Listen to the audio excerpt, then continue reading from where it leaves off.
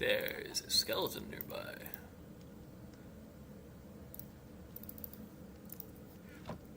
Alright, well, since I'm no longer hardcore, I should probably get a bed. Can I sleep in that? No.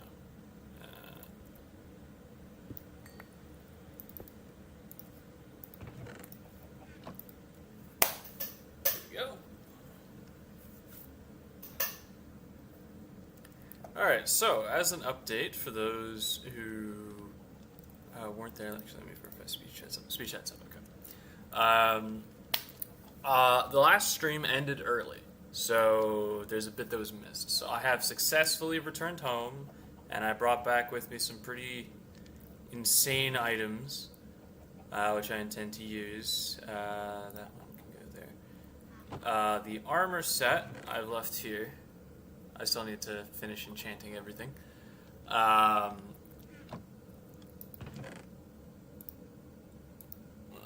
guess I'll wear these while I wait. You know, avoid dying. Of course, I brought back a ton of gems. And of course, you can tell from my hearts that this is, in fact, no longer hardcore. I do want to have a consequence for dying. Like, I don't want it to be free, but what the consequence was just too much.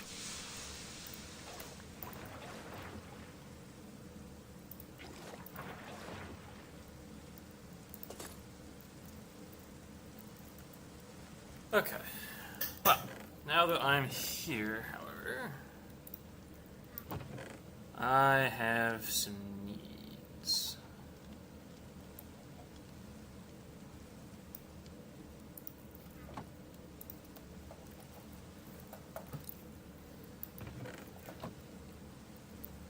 Okay, I need kelp.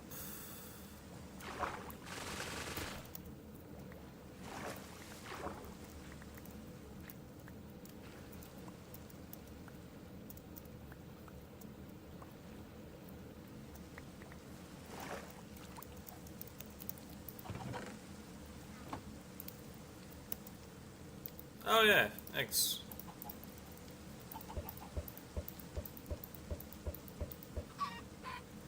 No! No!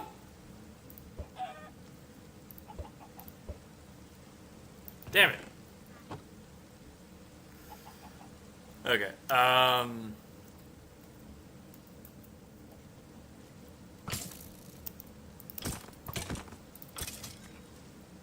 rude. Oi!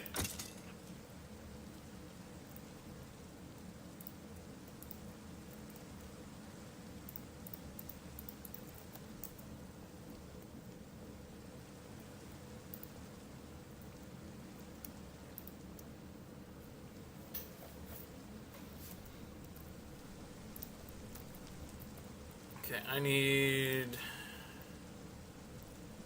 brass funnels.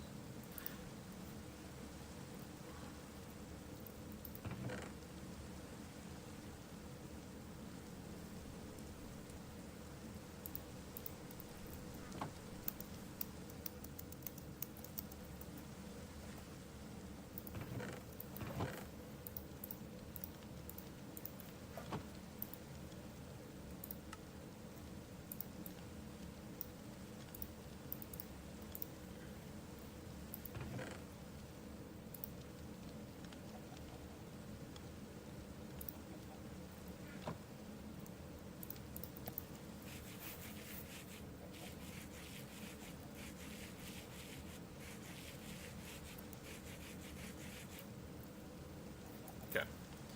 And then brass and dried kelp.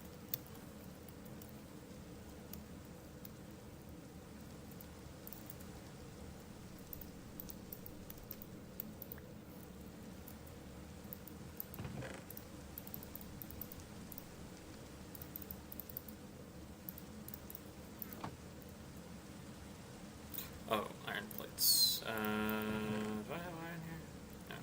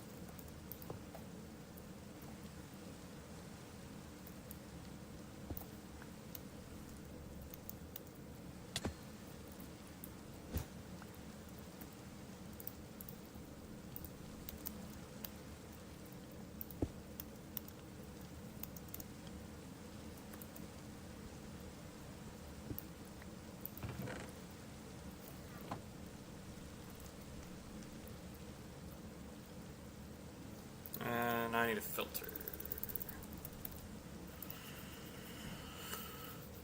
That's a list filter. I need an attribute filter. 1 wool and 2 brass.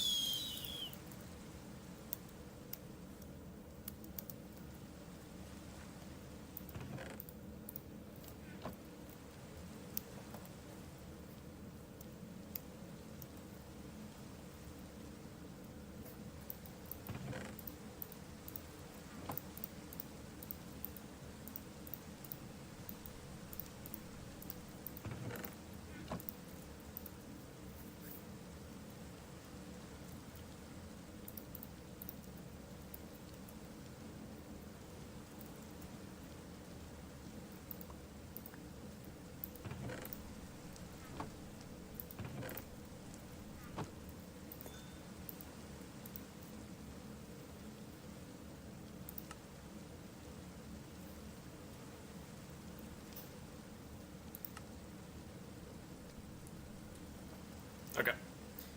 So then I need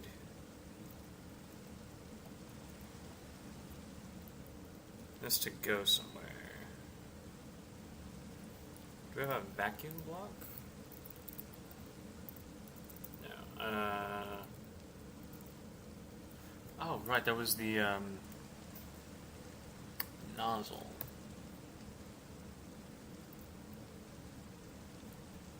More wool and some zinc, that's easy.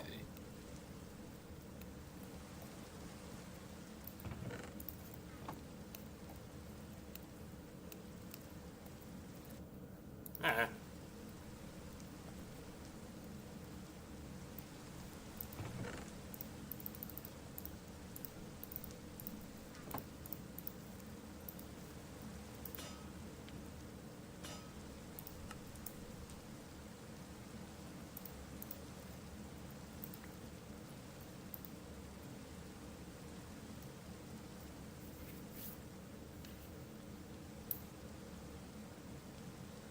Oh.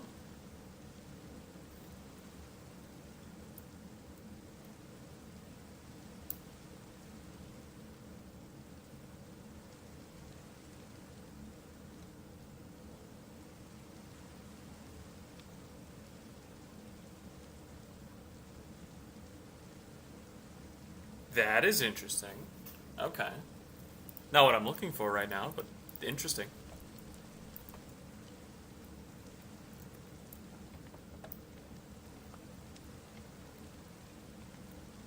Hmm.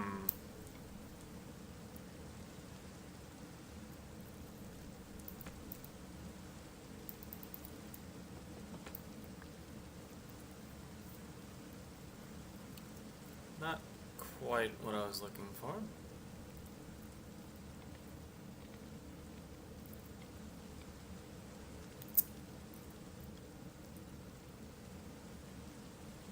Okay, I have an idea. Okay. Break you. Get you. Here. Oh. There we go.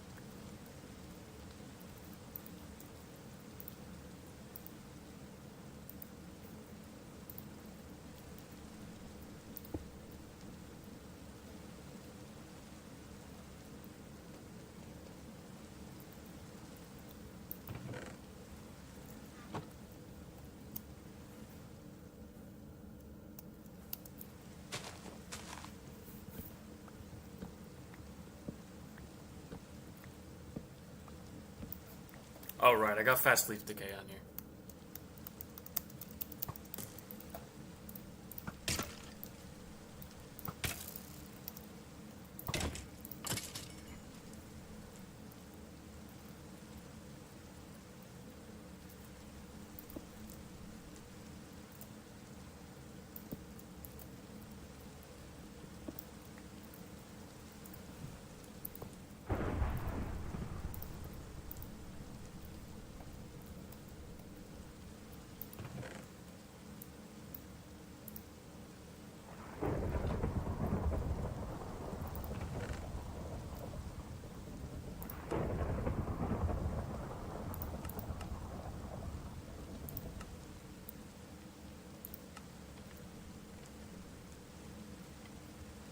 Oh, okay, so that is wood thing.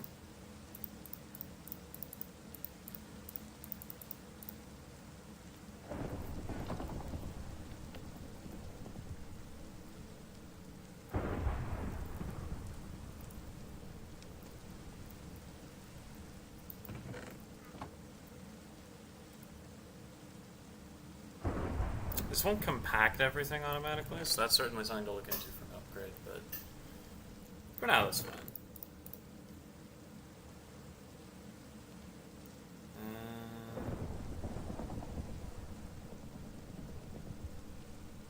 Why did I have one of those?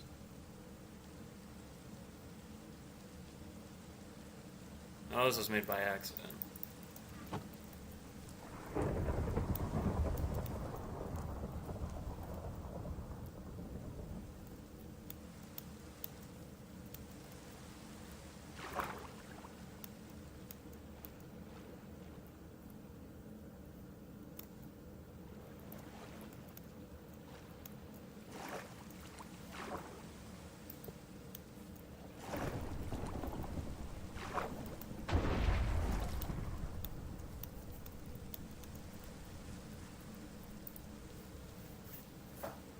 Yeah, none of that thunder business, thank you.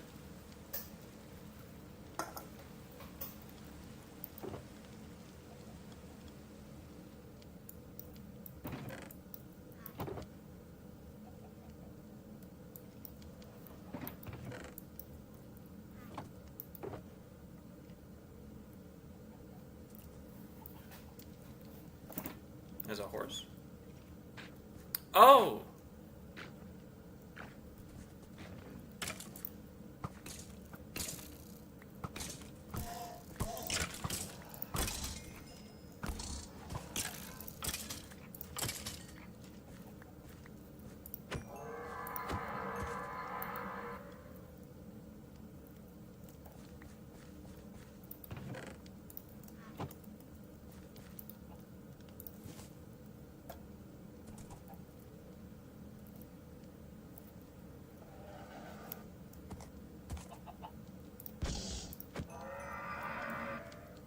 Apparently the slowness aura affects that as well.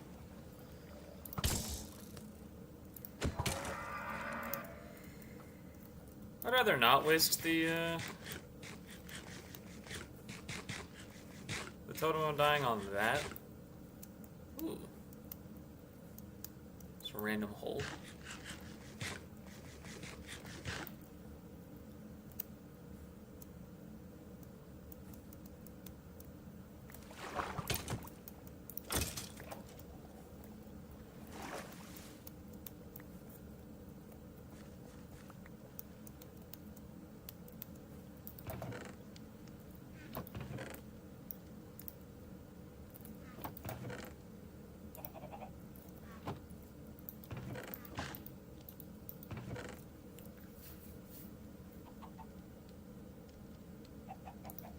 Haven't eaten yet.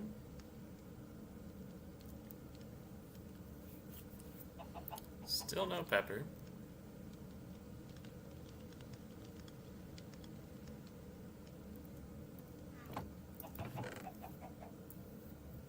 Given I lost my bag, I gotta make sure I actually have eaten everything I have. Beetroot, I haven't eaten yet.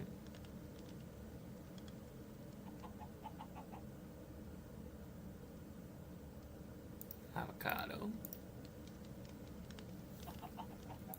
Melon slice. Okay.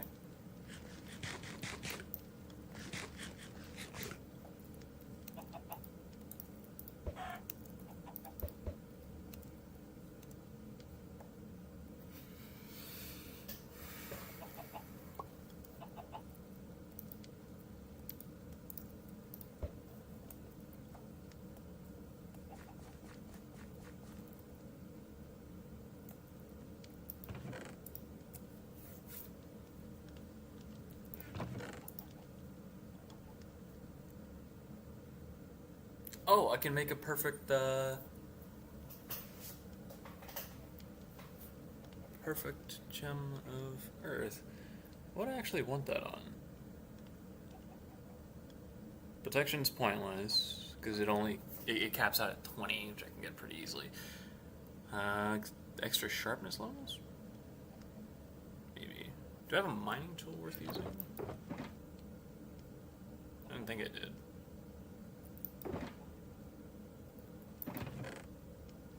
Do I just scrap the gems of the earth? I think I do. Kind of a waste because I'm pretty sure I leveled these up.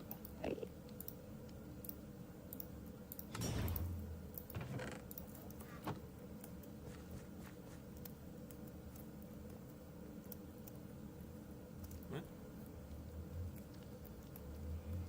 Where the hell is this Enderman?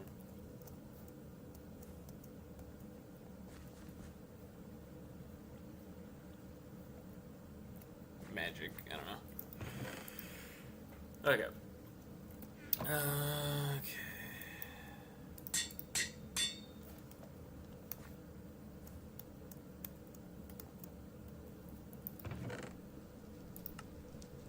Okay, that does definitely need to be compacted.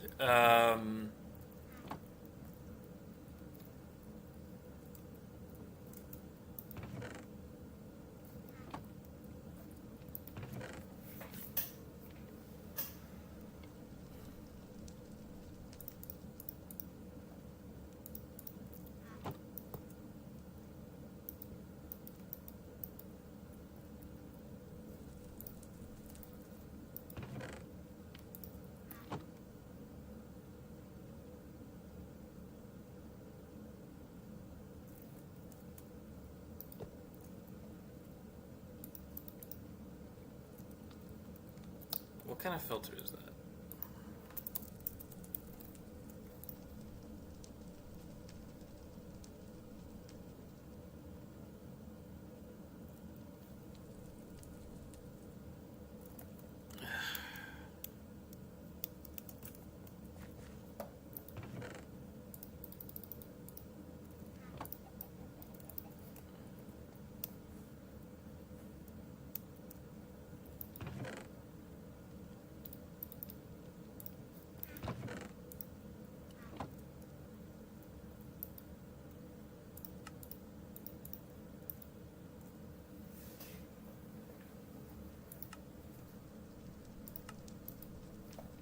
Okay, so that's clearly not what I want.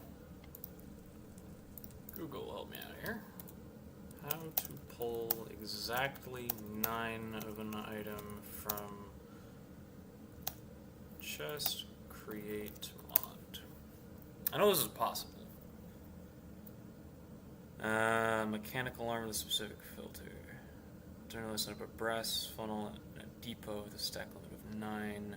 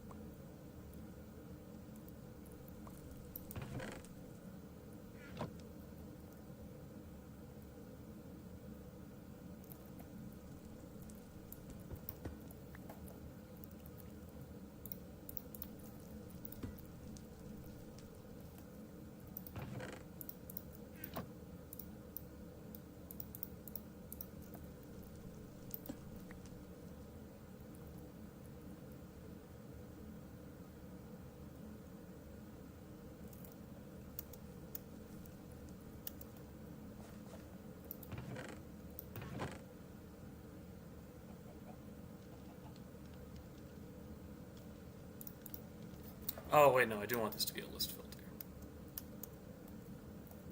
Okay, so things I want this to churn out are going to be iron blocks, nugget blocks, redstone blocks,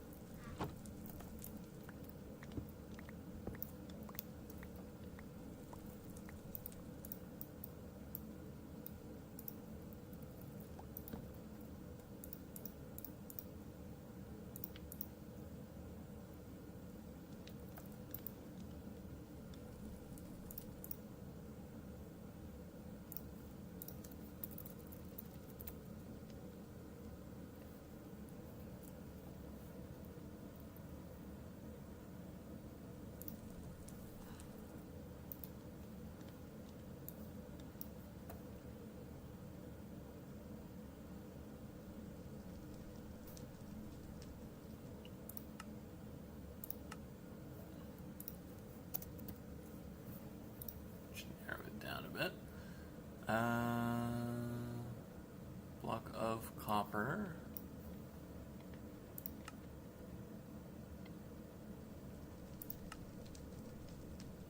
There should be block of uranium somewhere.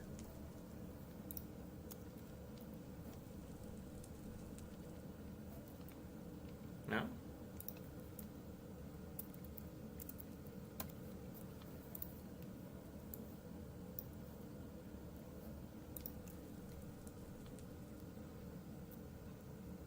My mistake. Zinc. I need tin.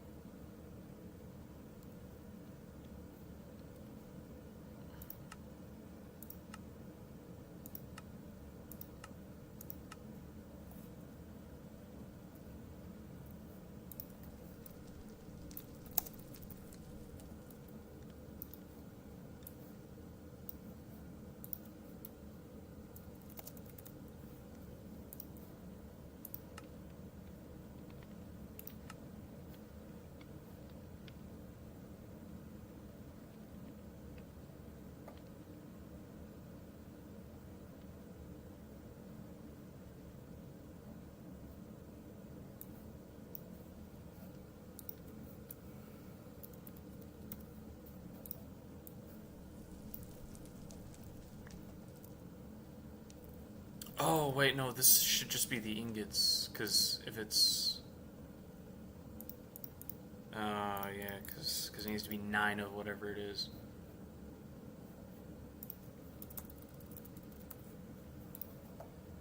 I can't have it set to 81.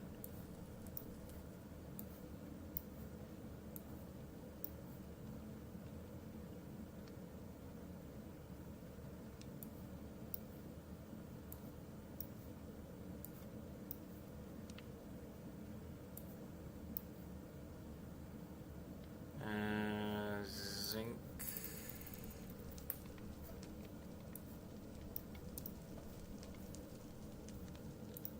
Redstone does come out as a block. What else can come out? Clay?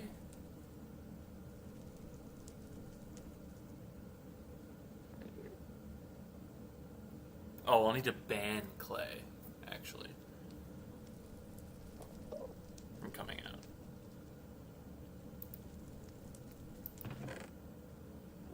Ban clay and quartz. So, to view.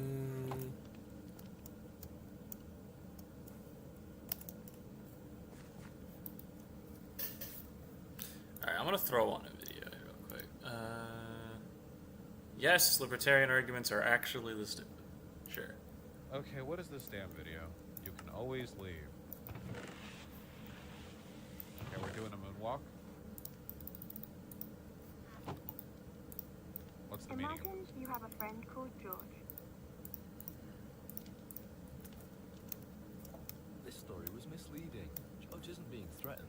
He's just being asked to pay his fair share like the rest of us. What? If he doesn't like the arrangement, he can always leave. You're not providing the context. Let's start with the question of whether or not the state threatens people.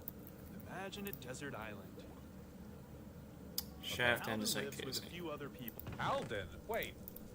Is this really from 10 years ago? This feels kind of prescient. Huh. So this was like the Garden of Eden for all the memes. Well, on this island. One day he meets Jeff. Jeff says, That's me. Give me your ball, That's me. or you'll get a beating. Jeff's threatening Albin with violence, right? Yeah, of course. But taxpayers aren't being threatened like that. No one actually gets attacked for... Okay, so is the argument that wait, hold on. I have a feeling this isn't about corporate coercion. This is instead about whether or not the government is coercing you by taxing you. To which the answer is it is. Oh goddamn! I needed the. So I feel like a lot of the other arguments here are going to go over my head. Not over my head in the sense that I don't get them, but it's like they don't affect me. Because like, hey, did you know the state taxing you and threatening to arrest you if you don't pay your taxes is coercion? I would say like, yeah, based. They're not paying taxes.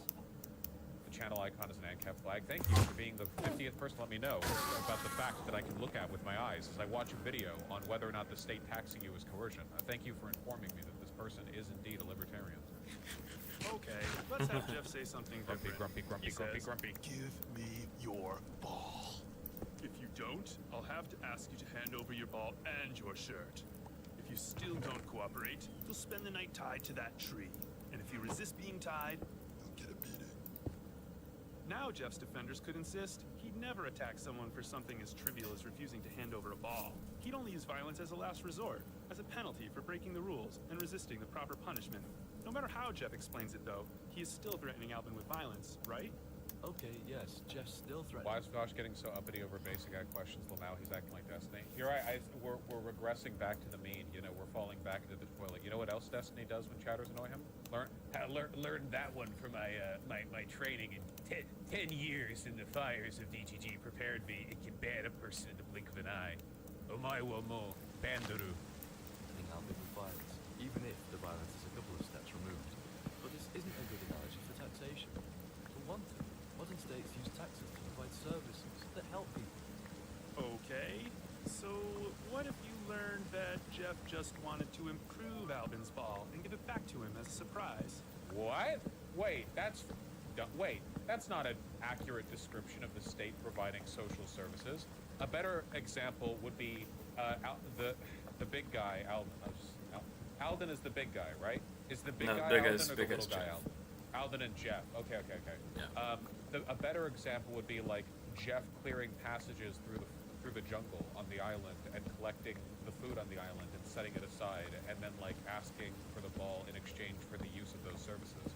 Like, this implies that the services being provided are utterly trivial and also only being done with property taken, which is not the case. The state does this with property it already owns, like the roads. I guess I don't see Jeff as so much of a bad guy anymore, but he is still threatening Albin, which isn't okay.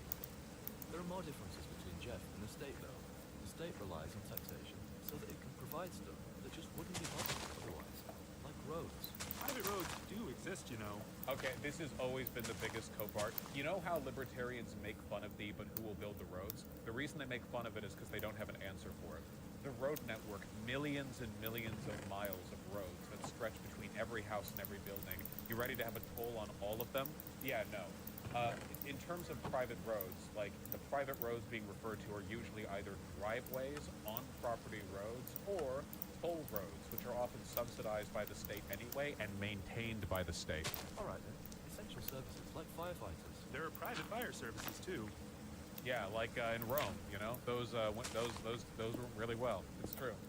There are private okay, just because if the answer is going to be like, yeah, there's a private version of this. Yeah, no shit, there's a private version of everything. That's not like an argument in favor of its defense, you know? Like you can find wooden spoons. Like, don't we want spoons that are made of metal? Yeah, but there are wooden spoons. Okay, but I think metal spoons are better, you know? There are spoons made of paper, you know? But what about a reliable social safety net? Charity alone isn't enough. Before the compulsory welfare state crowded them out, there used to be lots of mutual aid societies. Mm-hmm. And to show how effective they were, you can take a look at the poverty rate before and after FDR put in the New Deal programs, you know? The poverty rate, especially for elderly people, skyrocketed after all of those social reforms were put in place because all the charities closed down. Also, excuse me, how would a charity get That was muscled sarcasm. out by the existence of compulsory welfare programs? How does that work? A charity is charity. The hell? How does that? Wouldn't they just work in tandem? How would they get muscled out? That makes no sense at all. Together with charities, they did a pretty good job of taking care of the needy. No. People lived packed in tenement houses. There were houses that were so packed and so poor that people would sleep by hanging their bellies over ropes. Multiple families would be stacked in a single room, and people would go long times without baths. Entire families would bathe together in a single pool of warm water because they couldn't afford to warm multiple pools of it. Many elderly people, like most elderly people, died in poverty because once they could no longer work, they could no longer provide, were often cast out by the family or accepted, and then they like needed to die, or everyone would like starve trying to feed them or whatever. That's literally the origin of the term hangover, by the way. That's how bad and widespread it was. Really? I didn't know that. Anyway, for the sake of discussion, let's assume that there are some important things that can only be provided using taxation. So Jeff isn't... That's sarcasm, or was it misspeaking when you said elderly death skyrocketed after FDR? It was sarcasm. It plummeted after FDR. Everything that I'm talking about, all the bad stuff, that was before the social programs. The two-penny hangover. Jesus Christ, guys, look at this era of charity-induced prosperity. A cheap Victorian-era doss house in which indigents could secure shelter and rest for the night more cost-effectively than for paying for a bed, which typically cost 4 or 5 pence. The idea was that in exchange for the payment, the poor would be allowed to sleep several men at a time draped over a rope that had been suspended across the room at chest level. Cool. I heard that's fake. These existed to some extent. I don't know if they were like crazy widespread, but the data that we have on poverty, starvation, and life expectancy is pretty objective. interested in Albin's ball anymore. Now he wants his gold coins. He's collecting money to build a fish farm. There was a serious fish shortage last month, and Albin agrees that a farm would be a good idea. Is that better than sleeping on the ground? Yes. Because on the ground, people would like pee on you. I don't know. He doesn't trust Jeff with his money. He'd prefer to use it in other ways. Jeff says, the farm will benefit everyone, but everyone else has paid their share. It just wouldn't be fair if you didn't chip in. That is true, yes. If everyone is going to benefit from the farm, in this like deserted island, it would be pretty fair if everyone chipped out. I don't know what gold coins are going to do on a farm, or sorry, on an island, but okay. That's why you'll get a beating if you don't hand over the money. Jeff just wants to prevent Albin from free riding on an improvement that will help everyone. But isn't he still threatening Albin with violence? Yes, it's based. Alright. But in a modern democracy, it's the people who decide the law through their representatives. This is such a bad argument. The skeleton should be like, yeah, it's based actually. Yeah. Yes. Yes. That's very different to an island where there's no representation. Okay, let's change things on the island to fix that. Some of the islanders decide that there should be a ruler with certain powers that other islanders don't have. This ruler is chosen by a vote, and Jack was the first winner. I like how we're still on the island, but we have like Nixon with these cyberpunk security guards. Like, couldn't it just be like a chief that was elected? That seems like a more likely way of how that would work. Like before, Jeff is telling Albin to pay towards the improvements he has planned. If Albin doesn't surrender the money demanded, he'll... I just tried to instinctively jump ahead to the next segment. Here, I'll help you. There. It's like time warping. And the next time you're in chat, it'll be a different segment. be told to hand over even more. If he consistently refuses, eventually, the island guards will show up at his house, take him away, and lock him up. When his kidnappers arrive, Albin could try to get them to leave by shouting a warning and drawing a weapon. Whoa. Why even have this whole thing be a deserted island analogy if you're going to keep... What are we talking? What the fuck is going on here? Jesus Christ! Put the gun down, man! Put the gun down! Oh my God! But he realizes it's far more likely that he'll be killed than succeed in escaping the state's chain of demands and punishments, at least while he's staying on the island. Wait. Police officers aren't killers. Skeleton guy, you could be making better talking points. I gotta say, you could be like, yeah, the police are killers, and the one acceptable target is tax cheats. But, listen, okay, I disagree institutionally with the behavior of the American police officers, the system. However, the IRS and their glorious crusade is something that I dedicate myself wholeheartedly to. Thank you. They don't usually need to be. But think about it like this. What do you think would happen if there was no danger to Albin of being killed, no matter how far he went in his resistance? The guards just left people alone who defended themselves powerfully enough. Word would get out that you could safely ignore their demands. I think a great many people would choose open resistance. I bet even those who like the idea of a state would resist. They'd be asking themselves, why should I be the sucker paying a big chunk of my income for all these free... That's an interesting voice you chose to do. Okay. rattles when there's a safe and easy way out. The guards hardly ever use actual violence against people like Alvin. As long as most people at least have the idea that resistance is futile, that's enough to keep the state functioning. If that is true, the state is an entity that maintains a monopoly on violence. Because the guards very rarely need to use violence, people might even forget that the state is ultimately ready to use deadly force to secure obedience. Yes. Hey, quick question. In a libertarian society, what would happen if two entities agreed to a contract and then one side broke it? Oh, you'd take them to a third party. What if they didn't show up? Oh, you'd repossess you. Okay, what if they had a gun? Oh, well, you'd hire guards to... Oh, okay, what if they fired at you? Oh, wow, we arrived at the exact same position. It turns out the only way to ever make anyone do anything for sure is to point a gun at them. Turns out that's how society works. Moving on. Yes, okay, so maybe taxation does depend on threats of violence. But that doesn't mean that taxation is theft. Every citizen is bound by the Taxation isn't theft because theft doesn't just mean any time you take or get something. Theft is a specific legal thing that happens. Taxation is just the ultimate reason why taxation isn't theft is because money is printed by the government and given out to the people within a given area as a way of facilitating commerce with the expectation that it ultimately be used to enable the power of the state. Like currency doesn't come from a tree branch, right? The U.S. Mint, the Treasury, they print dollars and coins and such because they want to facilitate commerce, but that doesn't come for free. It costs money to print and distribute, to maintain. U.S. fiscal policy is incredibly complicated. None of this happens for free, you know? That's why the analogy keeps saying gold coins. Yeah, but even then, even if we didn't have a fiat currency, there's still a lot of regulatory stuff that goes into gold. It's not like we didn't have a Treasury Department before we adopted, or before we dropped the gold standard, you know? social contract.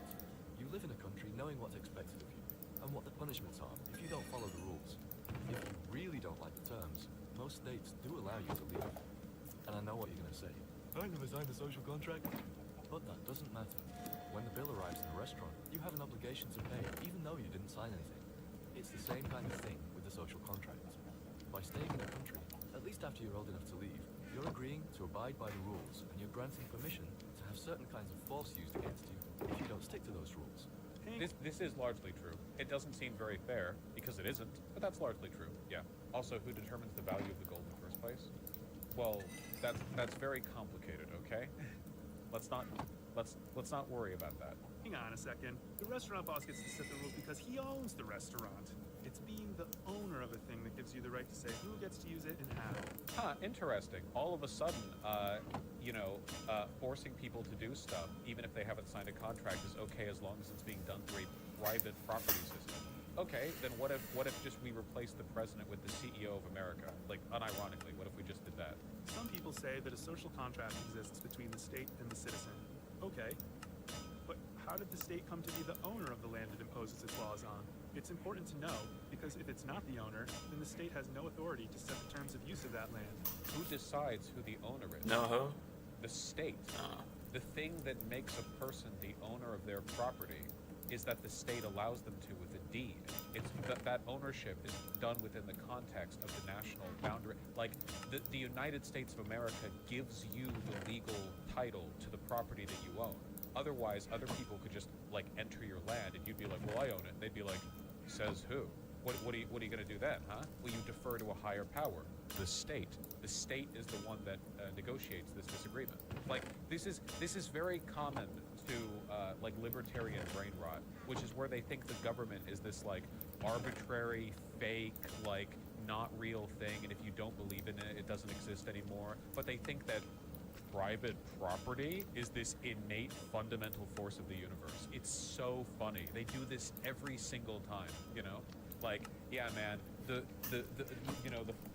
Chinese government in its sort of like semi-perpetuity for 4,000 years has no control innately over the land within its borders. But like, you know, Ning's orange chicken shop, which opened 6 months ago, actually divinely controls the land that it like outside any government, you know? I thought Bosch was an anarchist. Nothing that I'm saying right now is contradictory to anarchist politics. Acknowledging the contradiction between how libertarians treat governments and how they treat private property is just like a fact of analysis. Like it's just a fact of the world, you know? Any politically literate person should be able to identify this. And it's actually aggressing against the people it taxes. Some people How? don't believe that the state is the rightful owner of the land it claims. To How? understand why, think back to the island as it was right at the beginning, before we made all the changes. In some remote corner of the island, Albin finds some wood lying on the ground and uses it to build a hut there. Do you think that Albin owns the hut? Meaning, does Albin have the right to say how other people may or may not use the hut? Yeah, sure. Albin's the owner. Does Jeff have the right to demand that Albin follow a set of rules in order to continue using the hut? Okay, wait. See, this is the contradiction. Then what about Alden being the government then? See, listen, this contradiction relies entirely upon you not being smart enough to understand that all of these arguments fall apart if you make the government argument from the other position around. What if Alden is like, oh, because I built this hut, I'm declaring this my hut, and then he goes out and makes little improvements around the island, or he's like, actually, this whole island is kind of like my front yard, you know, like why wouldn't it be? And then you have a government right there. The arbitrary, completely indefensible distinction is that Jeff is doing this in the framework of I am the government now, whereas Alden is doing this from the framework of I am the homesteading private property owner, when in reality, they're talking about the same thing. The reason for that, guys, is because all a state is a corporation that got really big. That's it. That's the only difference. Seriously. Think of, like, the mercantile period. What is the difference, fundamentally, between a protectorate state controlled by a corporation and a protectorate state that is controlled by an aristocrat? What's the difference between an aristocrat and, like, the East India Company, right? Controlling, like, parcels of land. What's the functional difference between an agent of the king and, like a corporate force? An army? No. Those corporations had armies, my friend. What is the difference? Size? Yeah, that's pretty much it. And even then, not really.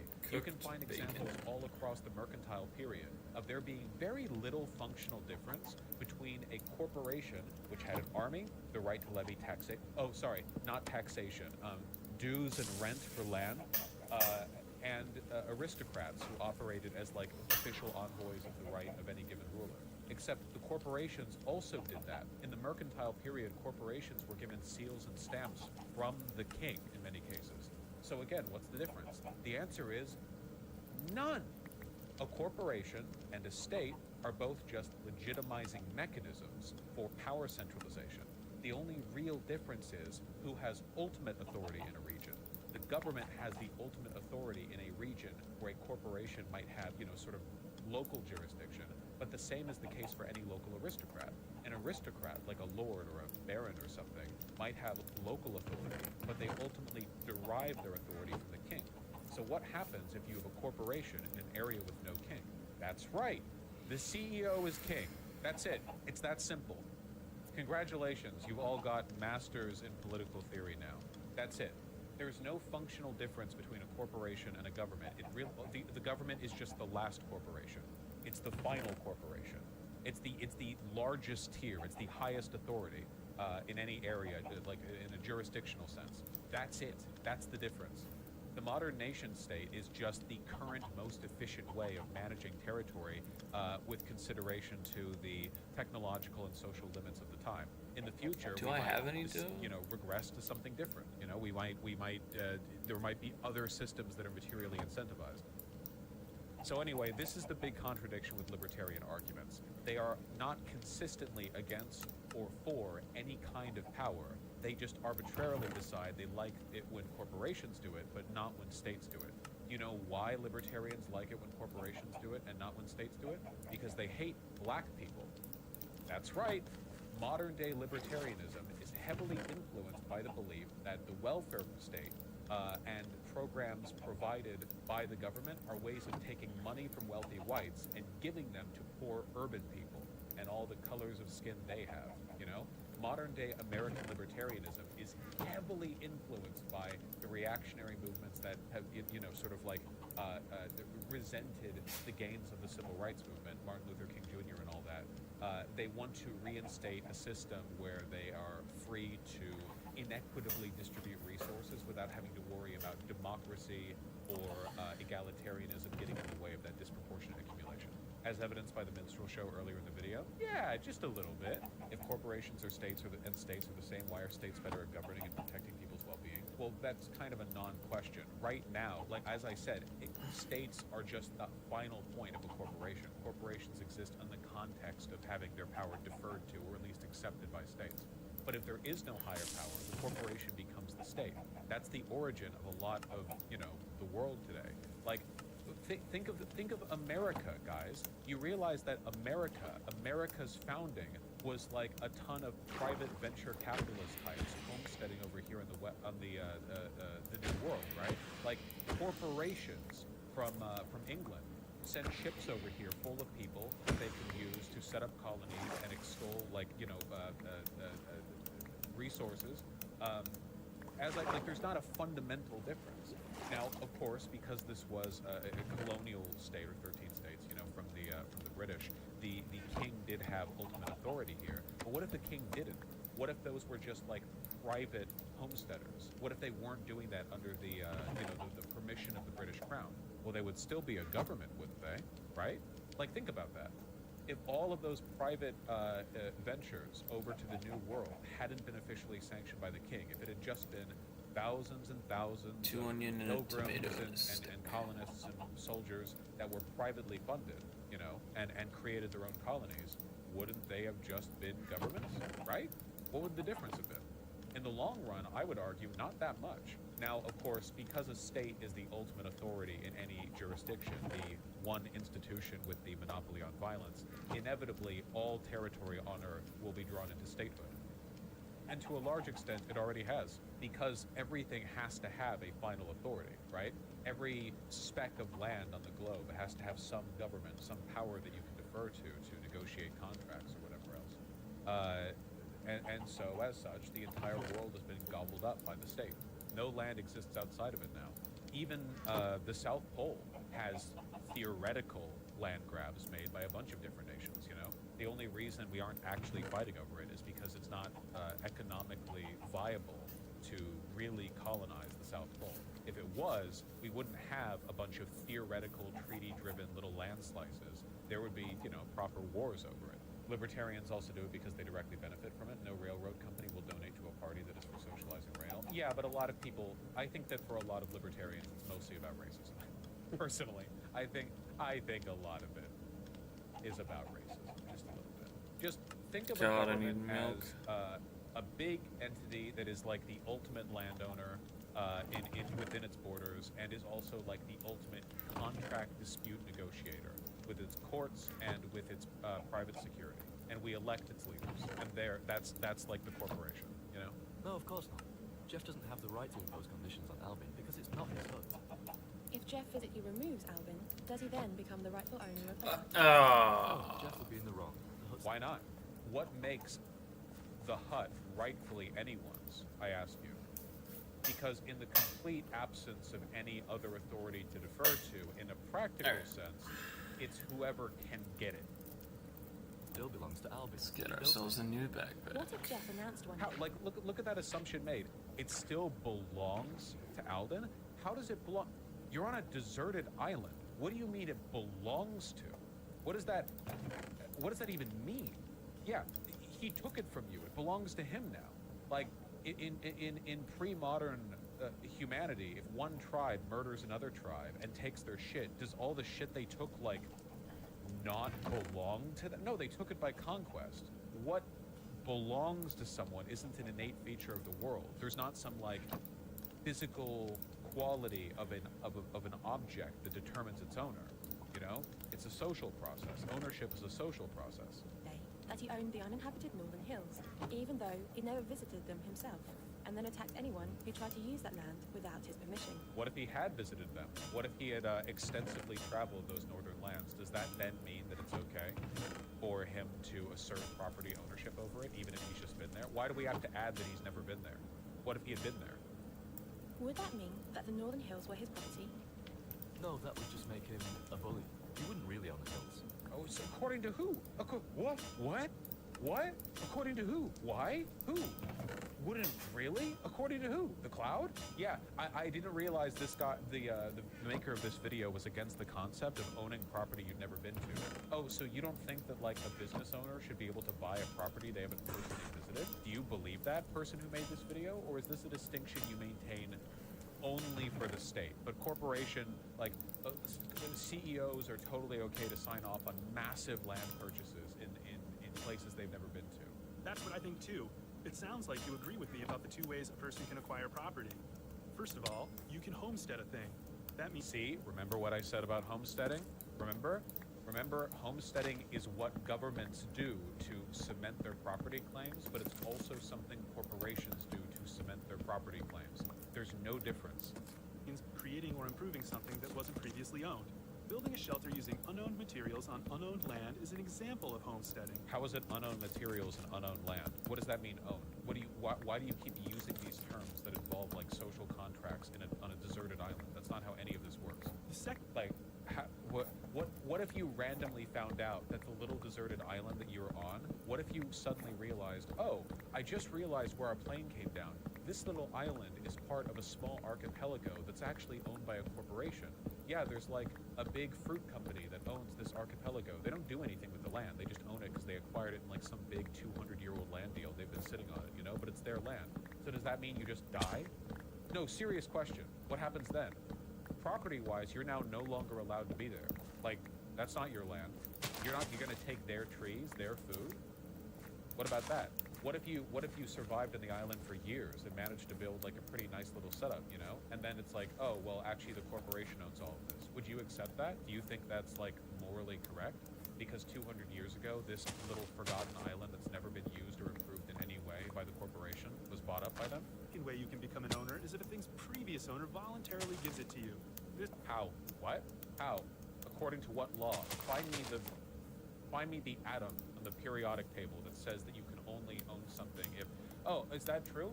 So does that mean that, like, we don't own, there's the ancient copper. Paleolithic artifacts because we never got an official sign-off on them from the previous owners? Surely you don't believe that ownership of an object ends the nanosecond you die, right? Because otherwise you could just kill a person and take their stuff and it wouldn't even be stealing. Obviously, that's not the case. You really believe you need signed permission from someone or any kind of, like, direct handoff?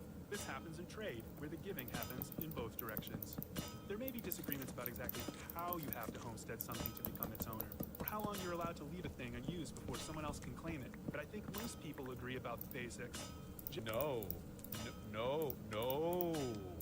In fact, the homesteaders over here in the New World had some very strong disagreements with Native Americans on whether or not extensive use of the land meant they were more entitled to it than the previous people who walked it. After all, the Native Americans didn't own the land. That was a big ideological disagreement between them and the Europeans that came over. The Europeans believed in parceling up the land. And the Native Americans weren't savages either. They had big cities with hundreds of thousands of people in it. They just didn't have the same ideas about ownership of the land, which is more of a philosophical thing, you know? How do you prove the land is unowned? They didn't have like a deed to it, but they'd been on it for thousands of years. Does that mean anything? Jeff doesn't own Alden's shelter or the hills. If voluntary transfer and original homesteading... Okay, does Alden own the shelter and also the area around it? What if Jeff wants to do like a big yelly dance right outside the hut? Does Jeff actually own, or does Alden actually own the land like right outside the hut? Or does his property end the nanosecond that you step out from the hut into the land beyond, you know? What about that? Are the two ways to become an owner of a thing, then most of the state's claims to land ownership are suspect. That's because most of the land was already owned when the state took it by force. That's very complicated. That really depends. You know that a huge amount of the land owned by the government was traded for, right? Like the Louisiana Purchase? And the Louisiana Purchase was sold by Napoleon because they kind of like abstractly owned that land beforehand? I don't even understand this claim. How would a government take possession of land? Like, what do we mean by force exactly? Rice, you know, carrots. most people like being in areas that the government controls because the government protects them with law, right? Like, so guys, to be clear, like, if you are outside of government land, circa, like, 1832, they can just kill you. Like, no ambiguity. If you are out in, like, unincorporated, totally stateless land, they can do literally anything to you and the stuff that you own in a lot of cases. No one will find out, and even if they did, what are they going to do about it? It wasn't illegal where they did all that stuff to you, to your body.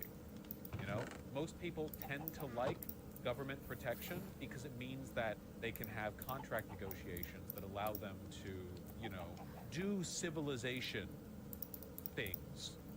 Even corporations like company towns, like operating under the sort of like you know, boundary of government ownership. Because again, if you're a big corporation and you're like building a cool town or whatever with lots of cool stuff in it, and you're outside of government territory, you're outside the borders. Hey guys, guess what? Hey, over yonder that hill, there's a big old private mine outside the official borders of the U.S. state.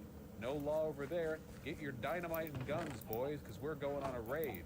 We're talking train robberies times 1,000.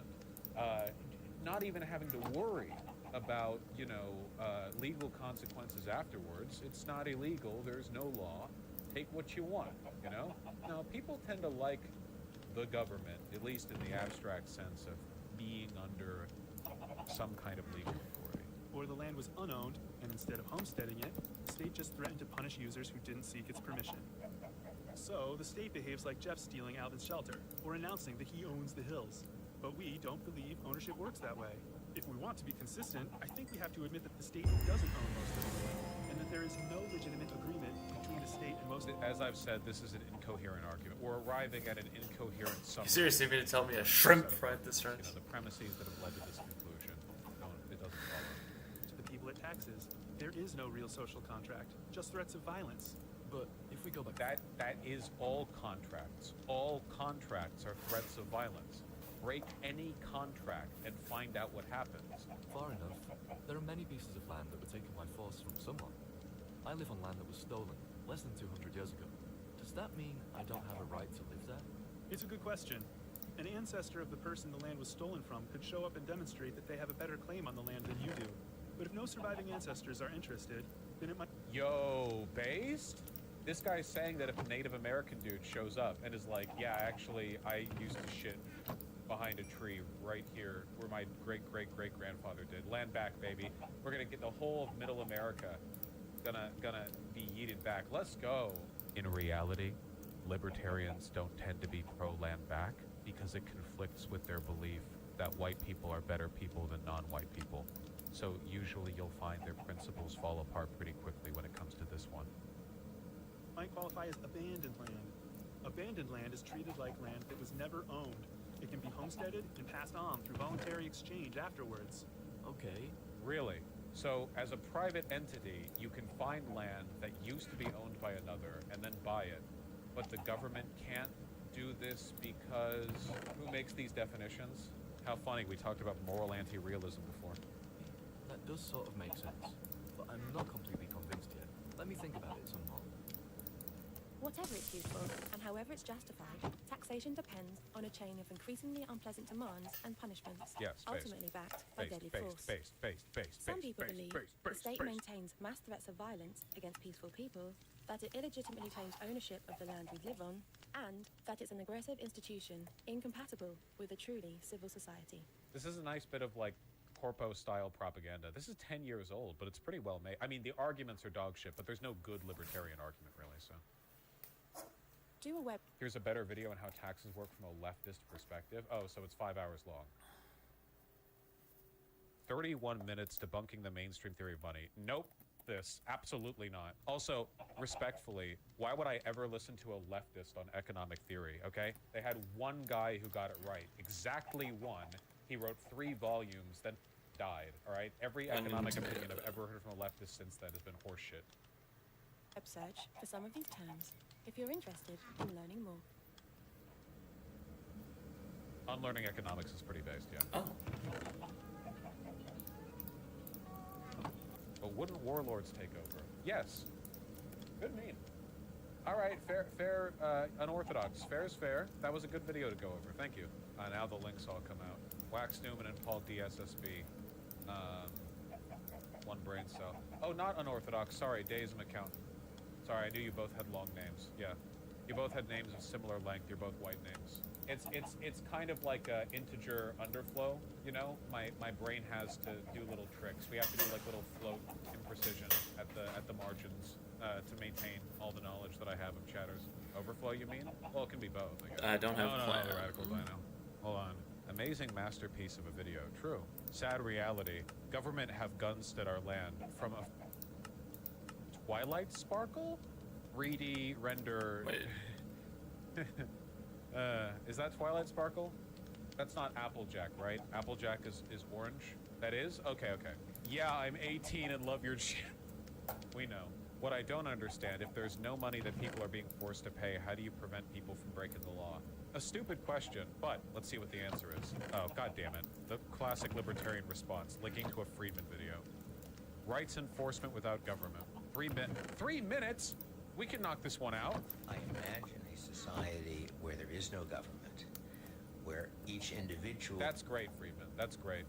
is the customer of a firm that sells him the service of protecting his rights and settling his disputes. So, like paying taxes to a government. So, I don't believe in paying taxes to a government. I want you to have to give money to an agency that'll defend you from the aggression of others, using their ability to commit violence. Jesus Christ. And this raises an obvious problem, which is if I have a dispute with you and we have different rights enforcement agencies, different firms. I do like how both of the firms are hot babes. If this is what libertarianism offers, then I am warming up to it a little bit. How do we settle the dispute? And people imagine that it can't possibly work because the two firms end up fighting each other. And my response to that is that warfare is expensive, it produces rather unpredictable results. So from the standpoint of both firms, it makes much more sense To form a behind-the-scenes monopoly where you all create a cabal and agree upon a shared set of rules so that you can evenly negotiate any disputes between people with different rights enforcement corporations.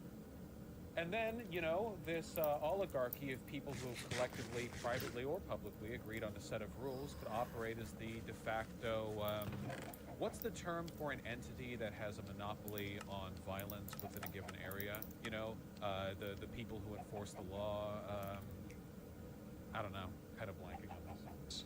to agree on a private court arbitration. Oh my god. Okay, we're just gonna go one step further then. Yeah, okay. A private court. Agency that will settle disputes between them and whose verdicts they will abide by. And Why would Okay, they how abide can I by get them? a cow It's here? a private court. What if they just Lead. went to a different private court? What if a person kept like appealing these decisions over and over again, and by going to different private courts or hiring like their own cronies and be like, yeah, this is a private court and it's somebody they trained. What if they don't show up? What happens then? What happens then? What happens then? And then the question is, what enforces that agreement, given that in this imaginary society there is no government to enforce contracts? Libertarians will really be like, yeah, I don't like governments. I actually like something much worse. What if we took a government and we got rid of it and we recreated it bit by bit, but worse in every conceivable way, you know? And the answer is, it is being enforced by what's sometimes referred to as the discipline of constant dealings. That sounds reliable. The fact that they're repeat players. And so my firm knows that if when it loses a case, when its client loses a case, it doesn't go along with that verdict, then the next time that the other firm's client loses the case, it won't go along, and they're back having to fight each other. Oh, you mean the thing that happened all the time with neighboring warlords back before we developed the modern nation state, like non-stop? You mean the normal thing that was all of human history up until we developed like the current system for arbitration on a nation level, on a national level? Like, there are only two outcomes here. Either these separate rights enforcement agencies. God, imagine having to pay monthly dues to something called that, a rights enforcement agency. Jesus. Either they bicker and they never agree on anything, and functionally you only actually get protection for your rights from people who are subscribed to the same system as you. Or, alternatively, you know, they just form a cabal behind the scenes, which is also what companies like this tend to do. each other or engage in some other Like, less. why wouldn't they create a cabal? What market incentive would there be for them not to? There's no government to break up a monopoly, right? So, first of all, why couldn't there just be a monopoly? Why couldn't one of these rights enforcement corporations, which has an army, by the way, why couldn't they just kill the opposition? What would stop them? No, seriously, what would stop them? There's no government. You need to understand, they just have an army. Or if they didn't kill each other, why not form a cartel? Why not all unify and merge into one single one? What market incentive would there be for them not to? After all, there's no other power for people to defer to. They're the Rights Enforcement Agency, for one. And for two, what they offer, which is essentially, let's be clear here, they're offering a mafia racket. Pay up to us and we'll make sure you stay safe. This is literally just racketeering. This is the exact... Is that the term racketeering, a mafia protectorate? What's the term? Is racketeering the term for that, or am I thinking of a different thing? I think racketeering is different from forming a racket. Extortion? Or is it racketeering? Yeah. Protection racket, yeah. Extortion. Okay, yeah. Wonderful. Love being right. So rare. You know, we're literally just talking about what the mafia did. And guys, do you know what the mafia did? Different competing houses would actually stay out of each other's territory, and you would only be safe within the given area that they had control over, except in the areas where they all just formed a big cartel and worked together. The reason I'm saying there are only two options is because that's what happened. Those are the only two incentives. Corporations will act in their own best interest for the most part, except when they went to war. Yes, they did go to war sometimes, and lots of people died, you know? There are still, like, massive, protracted gang wars in like, Mexico and shit, you know? Yeah, you don't want mafia wars, except the mafia aren't just the racketeers, they're also the people who moderate your legal disputes. Jesus Christ. But why wouldn't they just kill everyone else? An Like, egg you know, and assuming that bread. they can't compete on a market level because they don't want to, because they decide that it would be easier to kill everyone else. Why not just do that? At the very least, there would be regional monopolies, where if you live in a given area, there would only be one available rights enforcement agency because they'd be the only ones with jurisdiction in that region. So that's why we have, like, cute girls in, like, you know, weird racing outfits representing these rights enforcement agencies, because we're literally just describing cyberpunk.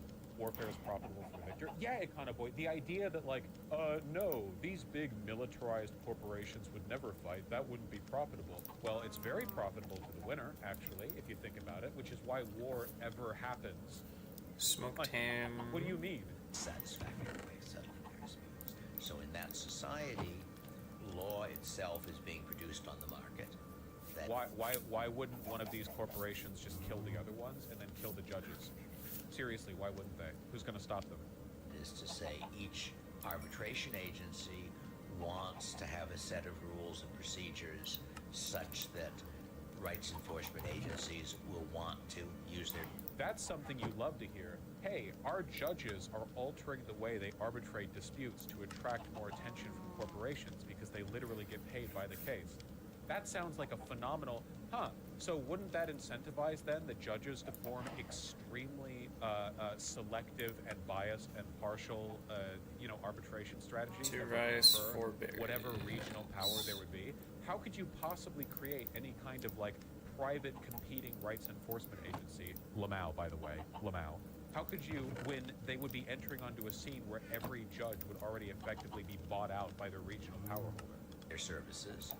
Each rights enforcement agency wants to contract with arbitration agencies that have rules and policies such that the customers of the rights enforcement agency want to... By the way, we're listening to a talk right now from somebody who's considered an intellectual in this sphere, David Friedman.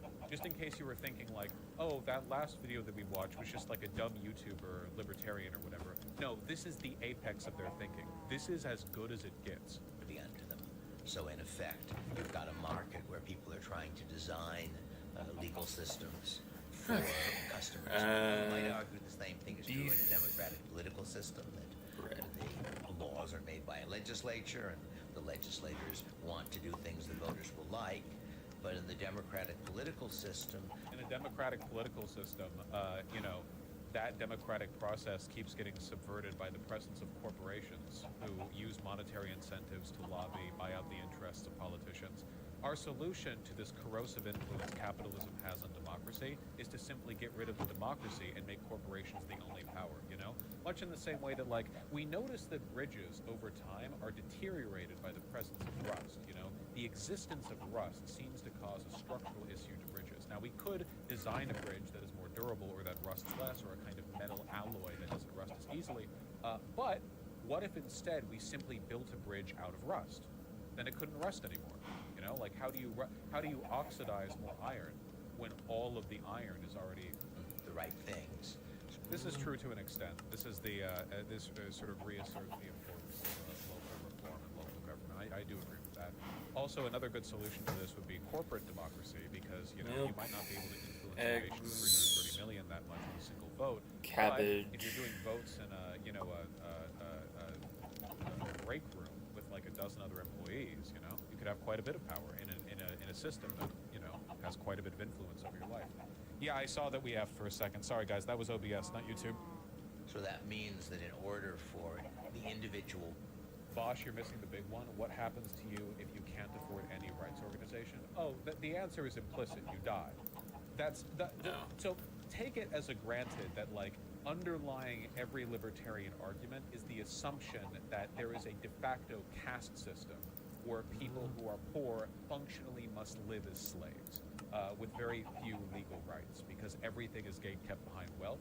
Onion, and there's really no reason why zucchini. the powers that be would allow for high levels of economic mobility in the lower classes, because why would they? Why would that benefit them in any way? You know? Is it really that stupid? I try to get an aneurysm every time I try to understand this, because I can't believe... No, it really is. Yep, it is. There is no, like, well, what if this guy had a phenomenal argument? Every single one of them, from Soul, Milton, to you know, all of them, you know? It is that stupid, genuinely. And it's almost entirely motivated by racism. Seriously, you can look into its history. American libertarianism, which is what we're dealing with here, because libertarianism was originally a socialist term. Liberty? Huh? Huh? You know? No, it's not about profit. Libertarianism historically hasn't been fronted very aggressively by the most moneyed classes in society, because this wouldn't be good for corporations. Oh, I need to. Corporations like stability, and a state affords stability. Only an idiot running a company, even a railroad baron back 120 years ago, would think, I know what would make my life easier if there was no such thing as a government. There has been the occasional, like, instance of an attempted coup, or like a corporate, like, nut job who thinks libertarianism is the right way to handle things. But for the most part, smart corporate owners, smart millionaires, smart billionaires, smart members of the bourgeoisie understand that the state is a useful tool that promotes stability, complacency in the proletariat, and allows them to maneuver more cautiously than they could through the brutish system that libertarians advocate. American libertarianism has always been about black people. It really is that simple. See, democracy, whatever its relationship to capital, does, at least in the long run, trend towards egalitarianism. At the very least, there's a relationship between those two forces. There's a reason why, when you take a look at the angry screeds of libertarians, their big issues almost always come down to the welfare state and not the military-industrial complex. You know, we spend a lot of money on our military, on our police, but they don't take issue with that. In fact, they often defend higher spending on both of those institutions. Instead, it is any system which redistributes wealth that they take issue with. Now, a lot of that is classism against the poor, but a lot of it, a huge amount of it, is, you know, black people. There's a reason why American libertarianism kicked off after the Civil War, when socialist libertarianism and its ideological influences came about from earlier. Also, people who defend this are just working class people. Yeah, because working class people are often quite racist.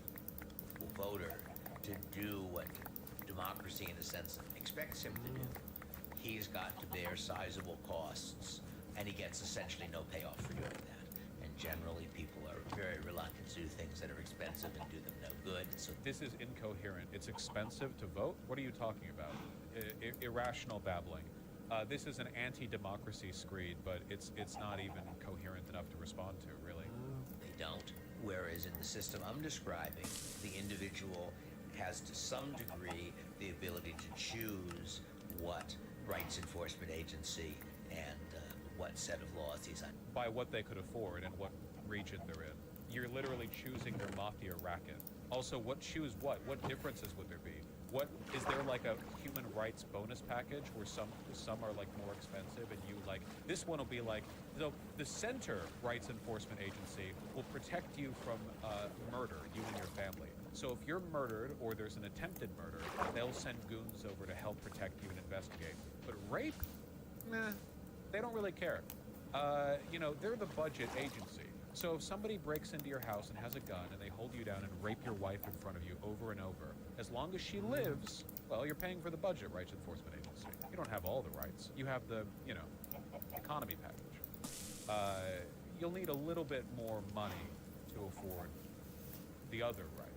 Yes, anti-rape microtransactions. That's the future right there. Under the individual consumer. By the way, what I'm saying right now sounds like a joke. I hope you all understand that it's not. Like, I'm literally just describing what the logical... Like, what do you think they're implying when they say you would have choice in what rights enforcement agency you want? What do you think that means?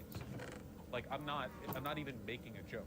Has a rational incentive to be reasonably well informed and to act on that information. Well, do I want to spend 20% of my income protecting me and my family if ever they're raped?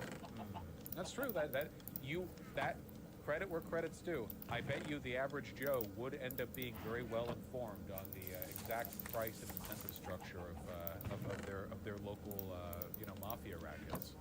And the fact that he has those incentives mean that the providers, both the rights enforcement agencies and the arbitration agencies, have an incentive to provide the services that the customers want. You know, the real most likely outcome Butter, is cheese, just that the wealthiest and most powerful rights enforcement agency would just buy and pay like settlements to people who are violated within their, like, rather than beefing with or arbitrating with other agencies, they would literally just be like, you know, oh, well, here's a small settlement because it's easier to do that than to go through this whole like appealable arbitration process with these judges or whatever. What's to prevent corporate consolidation? Absolutely nothing.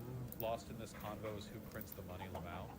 I think that people like Friedman literally think that you should be using company script. Like, everyone would live on these big like mega towns owned by companies that would print their own script. And if you want to like buy something over in the next town, then good luck. Or maybe the new grift is cryptocurrency, actually, I think, because cryptocurrency is like the new answer libertarians have to like explain how they're going to solve this unsolvable problem in the absence of fiat currency or whatever. Well, that was cool. Usually when the status draws that card, you can say, what do you think happens when the Chinese and Frenchmen have disagreement? Most people have no idea how it resolves, but know it resolves somehow, and that's enough. What? That's the top comment? What does that even mean? Yeah, so anyway, this is pretty much all just about racism. Just always keep that in mind. Remember the time that I debated that libertarian presidential candidate, and I was like, hey, I've noticed that you guys are really insistent about removing the Civil Rights Act. How about you? And he was like, yeah, you caught me. Yeah, me too. Ron Paul won. Rand Paul won. Donut.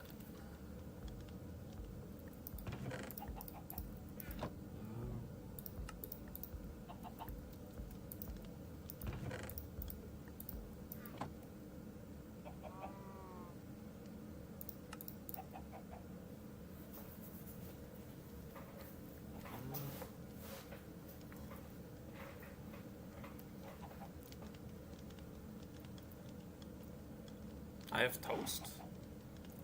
What?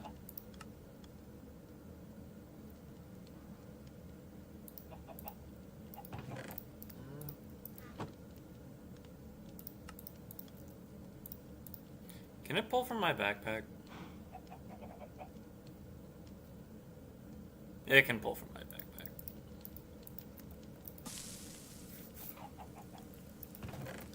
Alright, with that in mind, I should probably stop.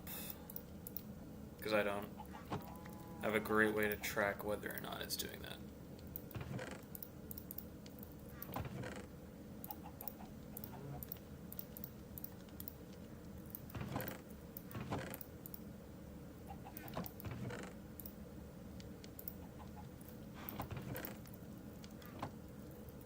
Alright. Well, that's food handled. For a while, at least. Getting back to you.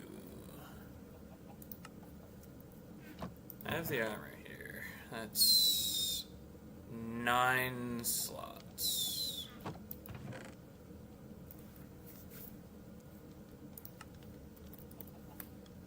None of you are perfect. What about flawless? I don't have 2 of any of those. Okay, let's just look at solar here. Okay, you're useless.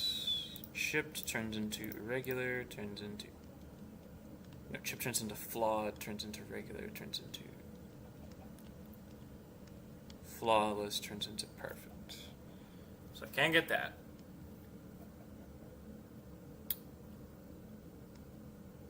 Why would I want 104% gravity? Or a step height. Okay, so I just scrap solar gems then. Cool.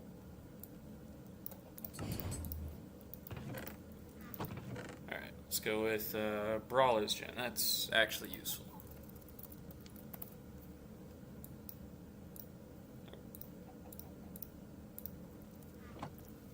Okay. Let's get some flawless, Brawlers. So I can make 1 perfect right now. Shields.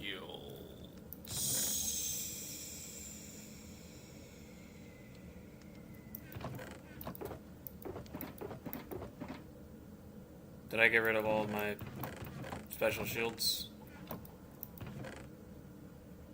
Don't know why I'd get rid of literally all of them.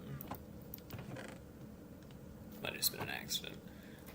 So in that case, just a ton of max health.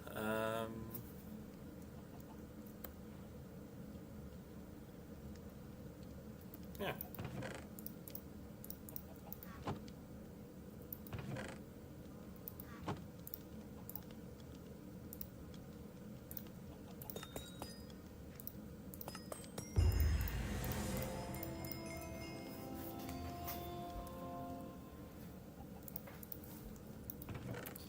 Those can't be meaningfully upgraded, so let's look at Slipstream.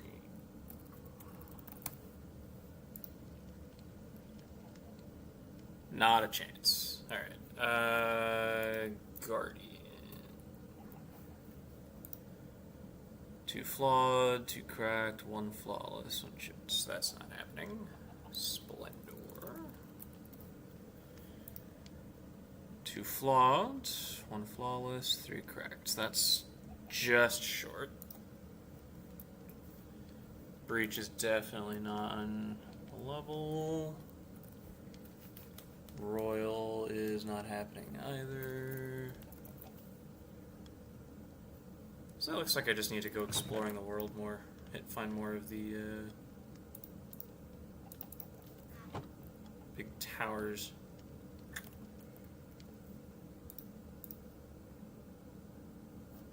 Yeah, guess I could do that. In the underground again. Stealing shipments of guns from the This is the middle of part 2 of analyzing a intentions masterpiece. were to engage Piltover in a traditional men-on-the-ground war of attrition, which he no doubt knows he would lose. If his other means by which to secure independence were to fail, then I have no doubt that he may attempt to do this, as I do not believe that Silco would live under the heel of Piltover if he could leverage Marcus's daughter and force him to deliver guns into the Undercity. On the flip side of all of this, however, Silco is more than happy for Jinx to have and use a minigun, and he is evidently content with her drawing attention to him, given that she managed to steal one of the gemstones. Silco wants Jinx to weaponize the gemstone, which means Silco doesn't appear to have a problem with arming himself, and in so doing, drawing the attention of Piltover, as this is exactly what happens as a result of Jinx acquiring the gemstone. So this leads me to an interesting revelation about Silco's character. Given that the only firearms we see in Piltover are the rifles used by the Enforcers, it is highly likely that the Council does not allow the general populace to purchase or own firearms for their own personal use. This is likely because they have chosen to restrict such weapons exclusively to law enforcement in order to better keep the peace and maintain control over the city. The fact that Silco has not used the tools at his disposal, namely Jinx and Marcus, to acquire or build firearms for his own people, indicates that Silco is of very similar mind. Silco wants to control the Undercity, and flooding the streets with guns would be a fantastic way to ensure that he dies very shortly afterwards. He does not trust the people with such weapons. And who is the one person Silco trusts above everyone else? Jinx. And who is the one person from the Undercity who uses a firearm? Jinx.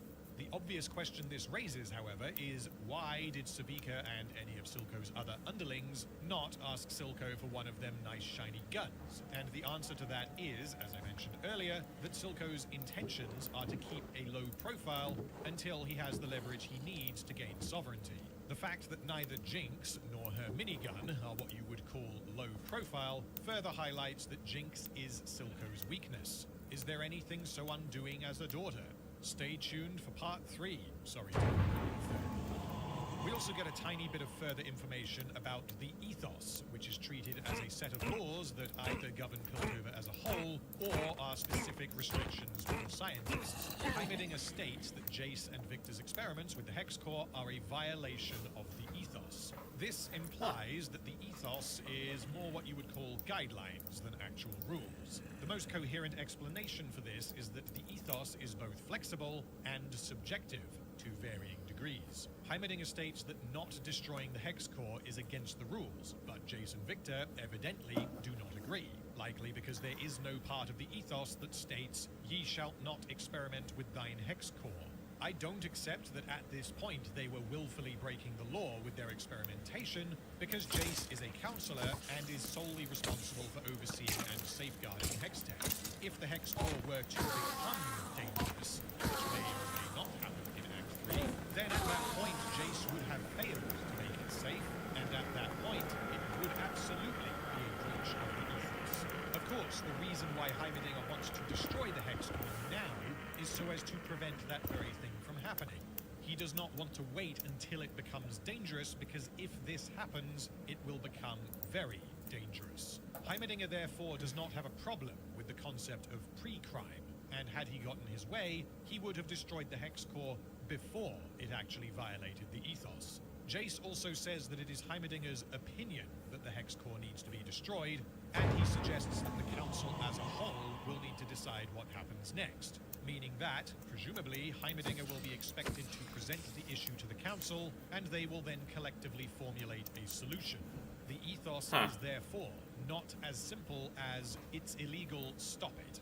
This also suggests that neither the proliferation of Hextech over the last few years, nor Jace's appointment as a counselor, prompted any revisions to the ethos. One would think that Jace, if not the Council as a whole, might want to revise their rules regarding scientific development, given that Jace's research involving Hextech was clearly likely to breach the existing ones. This is actually a scene I would have loved to see, as it would have helped a bit in terms of world building and would have allowed for some heavily character-focused drama involving Heimerdinger trying to cling to tradition, as the other councillors are steered one by one in favour of relaxing the ethos so as to not limit scientific development so strictly.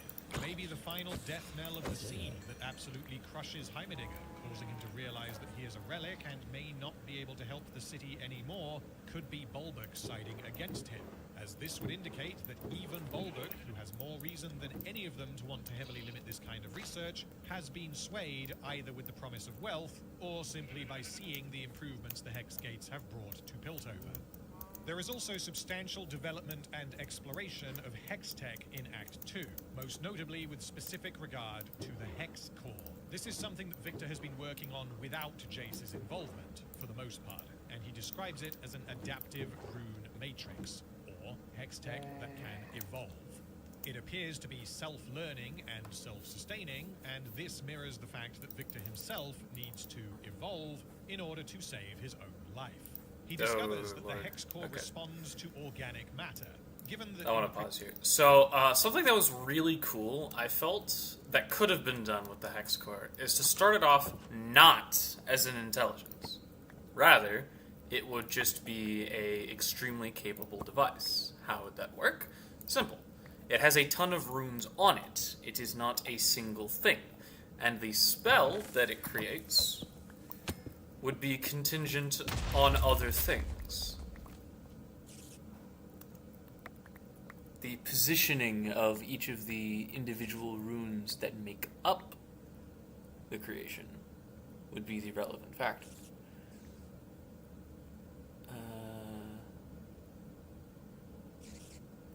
Yeah, those are all kind of terrible, actually, looking at the loot. Gotta remember that explodes. So, as a tool, on its own, it would just be able to cast a ridiculous variety of spells. It could do a lot of things, be flexible. However, once it absorbed his blood, it would become something altogether different. I think that could be extremely interesting. I have apparently been here before.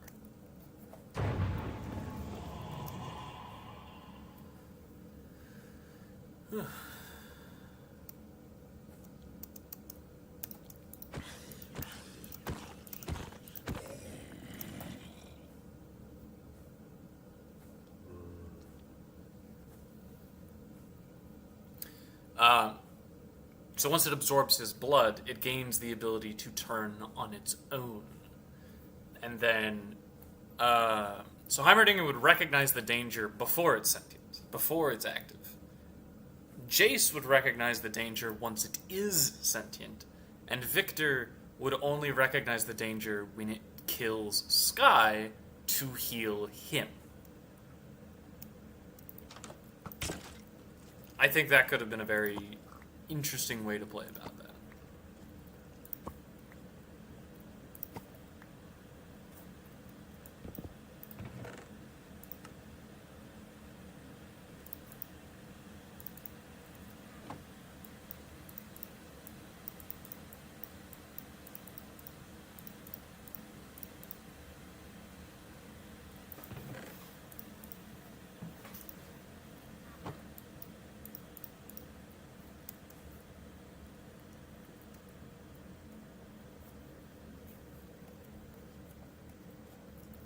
Anyway, back to Gig.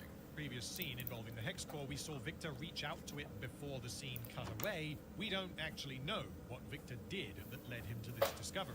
What probably happened here is that when the Hex Core absorbed some of Victor's blood, it learned what biological matter is in terms of an input, like uploading a piece of software onto a computer. As part of his experimentation, he put some plants next to the Hex Core and realized that he can use the Hex Core to make them grow. Victor's objective here is to use the Hex Core to heal himself, and so experimenting with plants is a very sensible move. From what we see, Victor turns a hand crank which feeds power into the Hex Core, and the Hex Core then makes the plants grow rapidly. The result of this experimentation proves to Victor that the Hex Core is capable of interacting with biological matter, and therefore it should theoretically be possible to augment human bodies. However, despite this being acknowledged as an incredible breakthrough, the plants die very quickly afterwards. The Hex Core and how it is shown to work reminds me a lot of the hypothetical paperclip maximizer thought experiment. Quoting from philosopher Nick Bostrom, suppose we have an AI whose only goal is to make as many paperclips as possible. The AI will realize quickly that it would be much better if there were no humans, because humans might decide to switch it off.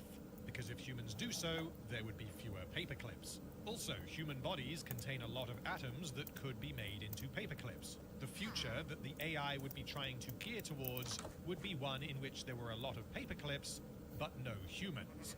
This makes the point that artificial intelligence does not have common sense, which we take for granted, and so one would theoretically have to explicitly program the paperclip maximizer to not exterminate humanity. Bringing us back to the Hex Core, this thing appears to facilitate the desires of the wielder. I realize I am talking about plants here, but bear with me. In the case of plants, they have a singular purpose: to grow. And so the Hex Core facilitated them growing to their full size in seconds. Plants are extremely simple organisms, as they are not truly intelligent in the same way that an animal would usually be considered to be, and so there isn't much room for the Hex Core to misinterpret what the plants are trying to do. The plants have no comprehension of death, however, because they are, again, plants, and so the Hex Core is unable to make the plants not die, even though doing so would obviously be in the plant's best interest. This is because the Hex Core, like the paperclip maximizer, is only able to work with what it is given. However, I've never unlike eaten the a plants, steak? Victor does have an intimate understanding of death, Okay. and so I find myself asking why he would be unable to use the hex core to prevent the plants from dying, if I am correct about how it works. The fact that he cannot do this suggests that although the hex core is magical in nature, it is nonetheless bound by certain natural laws. It cannot reverse the process of aging, it can't make something out of nothing, it can't go back in time, or if it can, it requires someone far more skilled than Victor to accomplish this. The question as to whether or not an actual mage, such as Rise, would be able to use magic to prevent the plants from dying is an open-ended question, as we have no real references as to the true potential of magic in Arcane. The vast majority of our understanding of this particular magic system is in the context of Jace and Victor using science to artificially create magical phenomena. And so it is more than likely that they are either not going about it in a perfectly optimized manner, or that there is some fundamental property of magic that means that Hextech will simply never be able to achieve the same results. The Paperclip Maximizer similarity also perfectly illustrates why Heimerdinger is so afraid of the Hex Core. I've seen nations destroyed by a single seed, and it looked exactly like this. There are a handful of possibilities with regard to Heimerdinger's knowledge of the Hex Core. One possibility is that what Heimerdinger is saying is literally and entirely true. Other people, presumably mages as opposed to scientists, created a hex core and used it to destroy entire civilizations. Alternatively, Heimerdinger is mistaken. He believes that he has seen something like the hex core before, but this was some other magical phenomena or device that he didn't understand. And the third option is that Heimerdinger is lying to Jace and Victor in order to coerce them into doing what he wants. And because of how solid the foundation is with regard to the characters and world of Arcane, I am able to fully explore the supporting evidence for each. First off, on the side of Heimerdinger being correct, he is hundreds of years old, and we already know that he claims to have witnessed the destruction of entire civilizations as a result of the warmongering of mages. These mages may have created a hex core, or something very similar to it, and used it as a weapon, causing unprecedented levels of destruction and mayhem. It is also very possible that what Victor has created is a multi-use tool. It isn't necessarily a weapon. It is similar to something like a computer and is capable of a wide variety of things. Therefore, Victor may have arrived at the same conclusion as one or more other scientists hundreds of years prior. One other potential explanation is that what Victor has named the Hex Core is simply a neutral state for these rooms to be in relation to each other. Similarly to how the numbers 1 to 10 are arranged in a logical manner that adheres to what each number means. 2 is larger than 1, and so that is why 2 comes after 1, and so forth. This would mean that the hex core in and of itself is not special. It is merely a library of potential combinations that manifest themselves as magic. This would mean that a mage having something that Heimerdinger thinks looked exactly like the hex core is not at all out of the question, as this may be similar to a wizard carrying around a spellbook. However, on the side of Heimerdinger being incorrect, the hex core was created by Victor, a scientist working in a lab. His objective was to achieve the same end result as mages, to wield magic, and the hex core was created to think and adapt so as to simulate what a mage does when they wield their power. A mage would therefore not need a hex core, as they can already do what it does. Additionally, I think it is unlikely that a mage would be able to create a hex core even if they wanted to. Victor and Jace's research led them very specifically to develop the hex core after years of experimentation with hex crystals and hextech gemstones, and Victor arrived at the hex core in order to solve a specific problem. If this is not the first hex core, then this not only means that Victor and Jace are not the first people to fuse science and magic, but it also suggests that mages who are already capable of wielding magic went out of their way to develop a little box thingy that allows them to wield magic. And now, what I find perhaps the most interesting question, whether or not Heimerdinger is lying. On the one hand, we have already seen him manipulate or attempt to manipulate Jace multiple times. He also believes himself to be the only person who knows the true destructive potential of magic, and so exaggerating or making something up so as to convince Jace and Victor to stop what they are doing seems like something he might do for the greater good. However, on the other hand, Heimerdinger appears to be absolutely sincere. If ever you've put faith in my guidance, hear me now. I've seen nations destroyed by a single seed, and it looked exactly like this. If he is lying, he is doing an incredible job. Given that Heimerdinger knows that Victor is dying, and therefore knows how important this research is to Victor in particular, I highly doubt that Heimerdinger would deliberately engage in scaremongering. I don't believe that Heimerdinger would even attempt to convince Victor not to try to save his own life if he wasn't absolutely sincere in his belief that the Hex Core is unbelievably dangerous. Heimerdinger sees this thing as a bomb that is about to blow, and if it does, Piltover will not recover. I can absolutely see Heimerdinger trying to convince Victor to accept his fate if it will save the city, which is, I think, precisely what is happening in this scene. Anyway, this is exactly the kind of rabbit hole I love going down because it leads me to very interesting places and deepens my understanding of each character. And because these characters are complex, their actions can be interpreted in a number of ways. Now on to an extremely minor, yet extremely important character.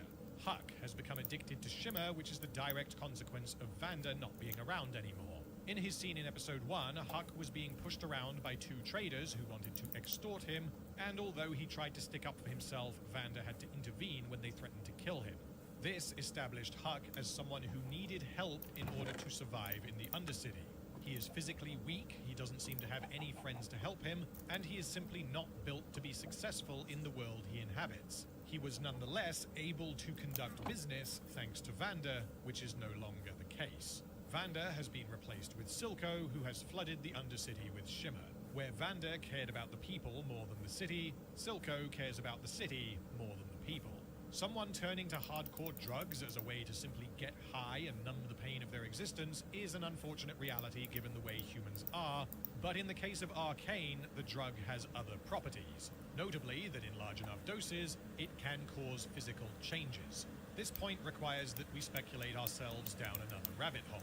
The fact that consuming large quantities of Shimmer causes substantial physical mutations, such as increased size and strength, is likely not public knowledge in the Undercity.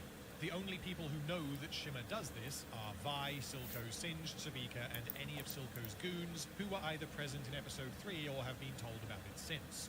I think it is quite likely that this information would be kept under wraps for multiple reasons, but primarily to allow Silco to retain control of the drug and of the Undercity.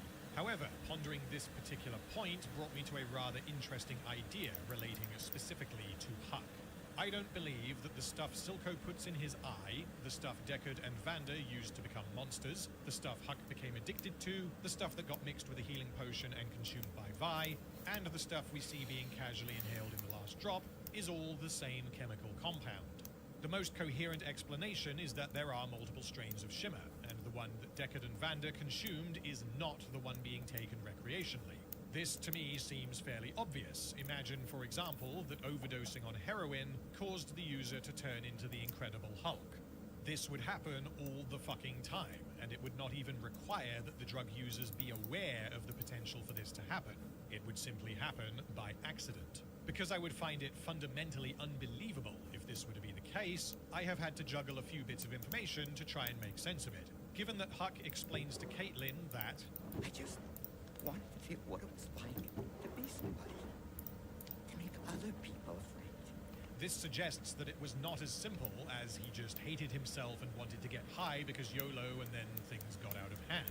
If there are multiple varieties of Shimmer, and if Huck's goal was to be big and strong, then he has clearly been taking the wrong one. Maybe Huck overheard some of Silco's men talking in the last drop about how Deckard, some weedy kid who got beat up by a girl, drank Shimmer and became a muscle-bound gigachap. Being painfully aware of his own physical shortcomings, and with Vander no longer around to give him a leg up, with nothing to lose, maybe Huck decided to give it a try. Maybe he kept trying, unaware that the substance he was consuming was not the same one Deckard took. Maybe he became addicted to the high and it slowly took over more and more of his life, leading him here, the lowest of the low, the bottom of the Undercity. When Silco arrives and hands out Shimmer to Huck and the other addicts, it turns the others into monsters. However, we never actually see what it does to Huck as he takes the vial and leaves. This particular strain of Shimmer is evidently the same as or similar to the one used on Deckard. This one is like a super high-intensity turbo crack that Silco has brought with him specifically to enable him to kill Vi and Caitlin. This is why the addicts go apeshit and drink it as quickly as possible. If this is the case, then this also means that Huck has unknowingly scampered off with a vial of the stuff he originally wanted, but was never able to acquire. We never actually get to see the incredible Huck because he does not drink the shimmer immediately, and because he knows Vi is here and is extremely embarrassed by what he has become. Huck chose to help Vi because he owed Vander his life. He is also deeply ashamed of who he is, and he wanted to do a good thing. He was unwilling to let Vi even see him, but he did, however, ask Caitlin to tell her that he is sorry for everything that has happened to her. Caitlin then hugs Huck to thank him for helping her save Vi's life, and also, quite possibly, because he looks like he needs a hug. And that is the last time we see Huck. He does not have a happy ending. There is no solution that either Caitlin or the writers of Arcane can provide. Huck represents the everyman living in the Undercity, struggling to get by. Huck represents the people who Vander looked out for and who needed his help. With Vander now gone, these people have been forced to find other ways to get by, and in the case of Huck, he chose to lose everything and become nothing. Huck is a tragic victim of the Undercity going to shit, and there is no easy answer. There are 7 members of the Council of Piltover: Heimerdinger, Mel, Cassandra, Hoskell, Salo, Shula, and Bolberg. The reason the council had 7 seats was presumably so that votes always end in a majority, one way or the other. This is something that makes logical sense and was very likely implemented when the city was founded for precisely this reason. However, through allowing and encouraging Jace's development of Hextech, they found themselves in need of an 8th councillor, as the existing 7 were not equipped to oversee Hextech in the way Jace is. This created an imbalance, and the system was not designed to operate in this way.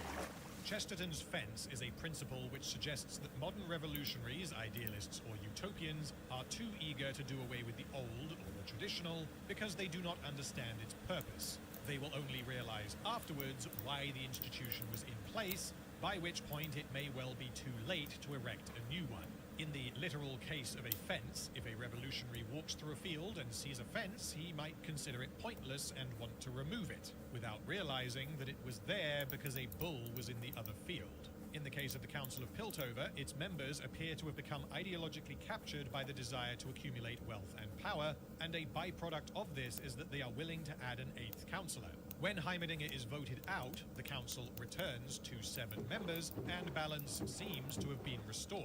But ejecting the very traditional and extremely cautious Heimerdinger will have dramatic consequences on the state of Piltover in Act 3.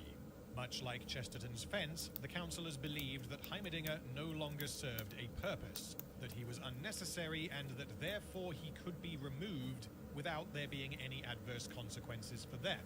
And they are tragically mistaken. The councillors figured they can either side with the guy whose incredible inventions have made them rich beyond their wildest dreams, or they can side with the guy who doesn't really seem to do anything. The system of voting out councillors in the way that they do is, of course, extremely prone to abuse. It was likely created by Heimerdinger, who founded the city, and in his naivety, he may have designed the system so that if one particular councillor is not doing their job, then the others can vote to have them removed. But he clearly didn't foresee that the system could be abused in this way. The council as a whole has become corrupted. They have lost their way, and Heimerdinger himself is the one seen to not be doing his job. They don't need him anymore. The primary driving force for the plot of Arcane in Act 2 is Caitlin's investigation, as this begins with her looking at the crime scene at the Hex Gates and ends in the brothel, where Vi learns of the location of Sevika and Caitlin ceases to take the lead. So let's go through her actions and work out how much sense this all makes. The first step is that Caitlin investigates the crime scene, finds Locke, and learns enough so as to prompt her to investigate further. This is yet another example of a plot point in Arcane that I believed to be somewhat problematic before I properly dug in, and found that it does line up almost perfectly with what we know of each character. At first glance, it appears that Locke has been left alive on the airship by Sevika and Jinx for some reason, that Caitlin luckily found him, and that he said just enough for her to become interested in pursuing the lead later in the episode. She shot me. Who shot you? Who were you working for? I can't. He'll kill me. This is not particularly coherent because there are a lot of question marks, But as has happened multiple times so far, the deeper you dig into Arcane, the better it gets. The moving parts to this particular plot point are as follows. Savika and Jinx leave Locke on the airship. Caitlin investigates the crime scene. Locke tells Caitlin enough for the plot to progress. We can just hand-wave this and say, just stop hyper-focusing on tiny details, just enjoy it for what it is. And to that, I say... Do you know what autistic is? Part of the satisfaction of experiencing a good story is working out just how good it is. So, why would Savika and Jinx leave Locke on the airship? They would only do this if they were unable to get him out, and if they believed that leaving him alive would not pose a liability.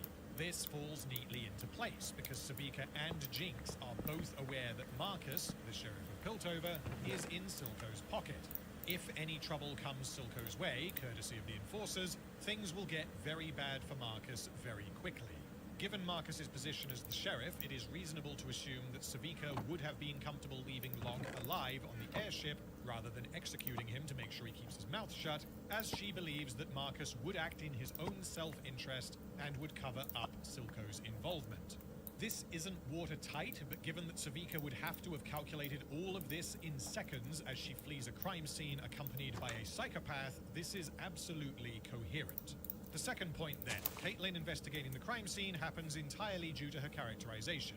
There is no wacky bullshit that makes this happen. This is precisely what Caitlin would do given how she is characterized. Therefore, it is not at all lucky that she does so. And the third point, that Locke said just enough for Caitlin to continue investigating, relies on Locke being terrified of Jinx, and being in a lot of pain from the bullet wound, and almost certainly in shock from blood loss. It might seem mildly convenient that he specifically says what he says. Shishabi, Who shot you? Who were you working for? I can't. He'll kill me. But Caitlin doesn't actually get any useful information out of him in this scene. All she learns is that Locke is involved in organized crime, and this is what prompts Caitlin to continue her investigation. Locke speaking to Caitlin at all is perhaps a question mark, as he had until this point been characterized entirely as a brick shithouse knucklehead who obeys Silco when it's time to murder some children, and hasn't said a single word until this scene. However, what we can draw from this is the fact that if a guy as hardened as this is scared of Jinx, then this gives the audience some perspective as to how unhinged Jinx truly is. Caitlin is later injured due to being caught in Jinx's trap. Whilst not strictly necessary for her to continue her investigation, it allows Caitlin to get a glimpse of Jinx fleeing the scene, further motivates her to solve the case as she has now become directly involved, and indicates to her that the same person is behind both attacks. Caitlin is only present for the explosion because she was put on the graveyard shift by Marcus as punishment for her stepping out of line earlier. This is another very small moment that did not need to be explained, but I very much appreciate that it was. The writers could have simply had Caitlin be walking around and, oh no, there's a fire, I better go check it out, and oh no, it's actually an explosion. But they took the extra effort to adhere to cause and effect. There is very little in the plot of Arcane that relies on things just kind of happening, and virtually everything that does happen is driven by the characters. Rather than having Jinx decide to do an explodey because Jinx likes explodies, and have Caitlin get caught in the explodey because Caitlin was doing an investigate, the writers had Jinx decide to set a trap so that she could then steal the gemstone, which is informed by the events earlier that day, and the reason Caitlin is present is because she is being punished by Marcus due to her interfering in the events earlier that day. This is all fantastic. Caitlin then travels to Stillwater Hold. This happens because she believes Locke to be her only lead, and she believes that he may be motivated to speak to her as he was hit by friendly fire. When it becomes clear that she cannot speak to Locke, she instead decides to speak to the person who attacked him, Vi. All of this makes total sense, no elaboration needed.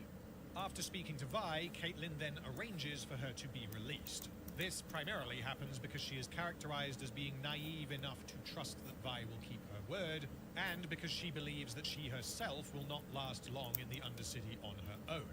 This is a very reasonable conclusion, provided that she is able to release Vi, so this is the part I will focus on. This relies on a few things. Caitlin is at this point no longer an enforcer, and so her actions require that the Warden be unaware of this fact. And additionally, Jace was only made a counselor earlier that day, so this also requires that the warden didn't check. So, how reasonable is it that the warden was unaware of Caitlin's surprise unemployment, and how reasonable is it that the warden didn't care to check if Jace was actually a counselor?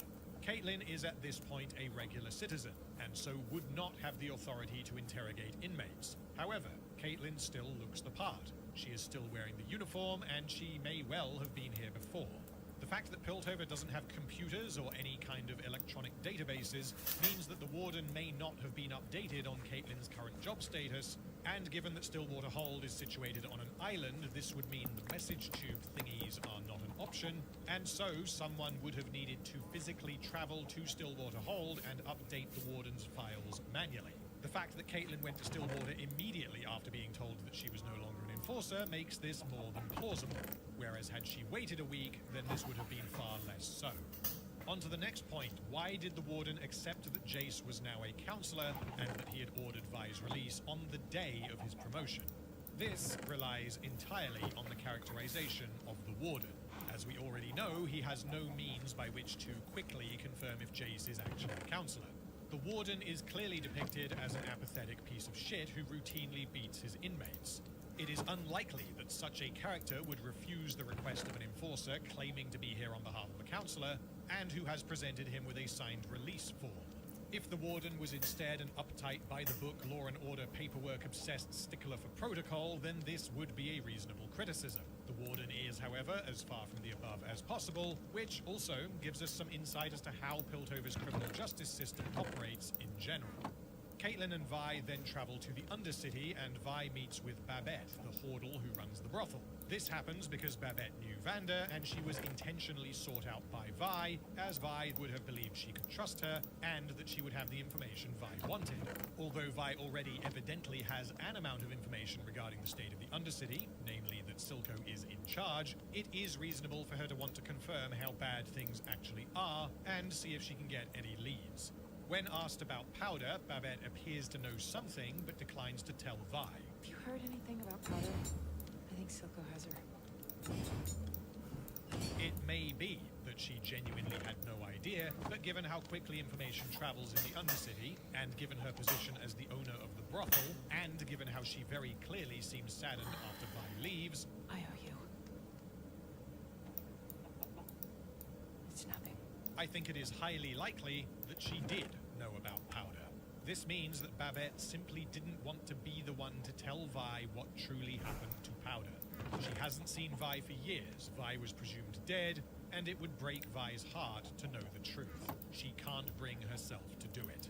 Instead, Babette tells Vi where she can find Savika, and the reason she is able to do this is because Savika is apparently a regular in the brothel. Vi went in believing that Silco might have Powder, and so if Babette were to tell her the truth, that Powder is now a psychopathic murderer who voluntarily works for the man who killed their father, it is highly likely that either Vi simply wouldn't believe her, or that Vi would flip the fuck out and cause a scene. Either way, I believe Babette thinks Vi needs to see it for herself, which is why she directs her to Savika. From this point on, Caitlin becomes less proactive and more reactive. She no longer drives the story and instead has to deal with the consequences of her actions. Overall, Caitlin's investigation makes complete logical sense. Every action she takes is entirely reasonable given the information she has at each point in time, and so the writers are able to use her to propel the plot of Act 2 without relying on contrivances, like her being inhumanly skilled at deduction, making uneducated guesses and being revealed to be correct, or accidentally being in the right place at the right time. How did Silco not know that Vi was in Stillwater Hold, and how did Vi not hear about Jinx whilst in Stillwater Hold? I'll be straight up, this next plot point is one of the weakest parts of Arcane. However, it is at the very least possible once we do a little digging, and is in no way a plot hole as some people have claimed. It appears that there are three premises that Arcane expects the viewer to accept simultaneously. Premise number 1, Silco never learned that Vi was alive and in Stillwater. Premise number 2, Vi learned about the approximate state of the Undercity whilst incarcerated. And premise number 3, Vi did not learn anything about Jinx.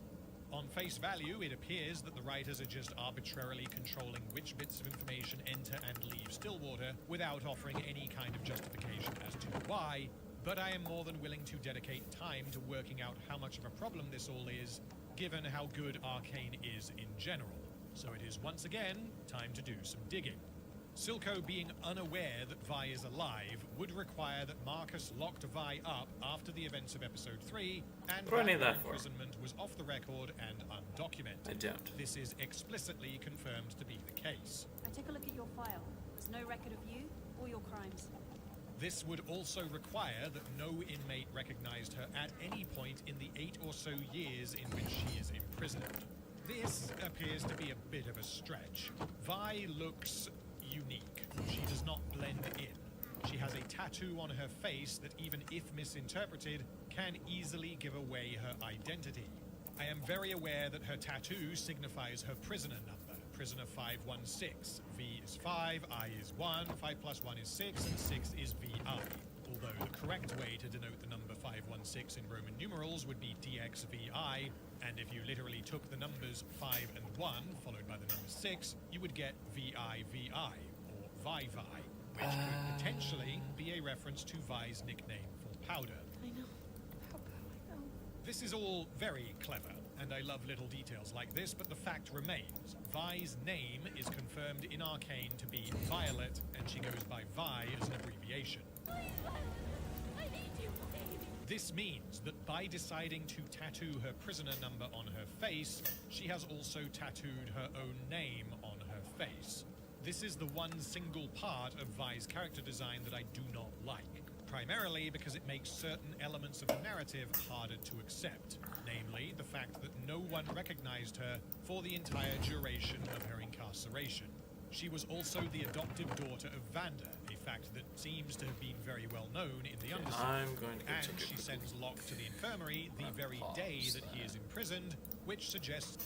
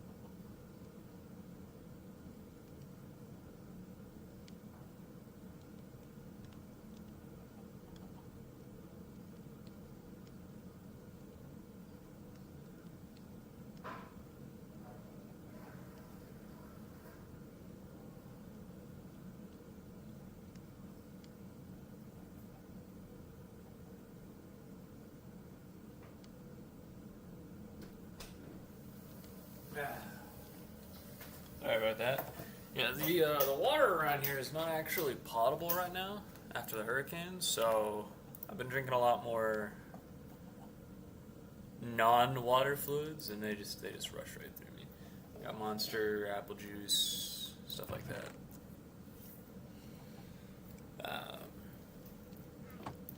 The fuck? Oh, okay.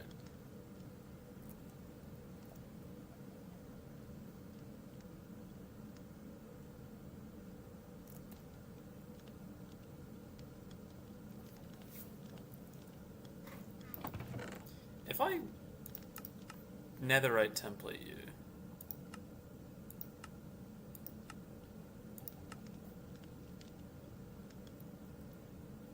I guess it won't tell me unless I actually have a netherite ingot, does it? And I never found one in the nether. I guess I could find out.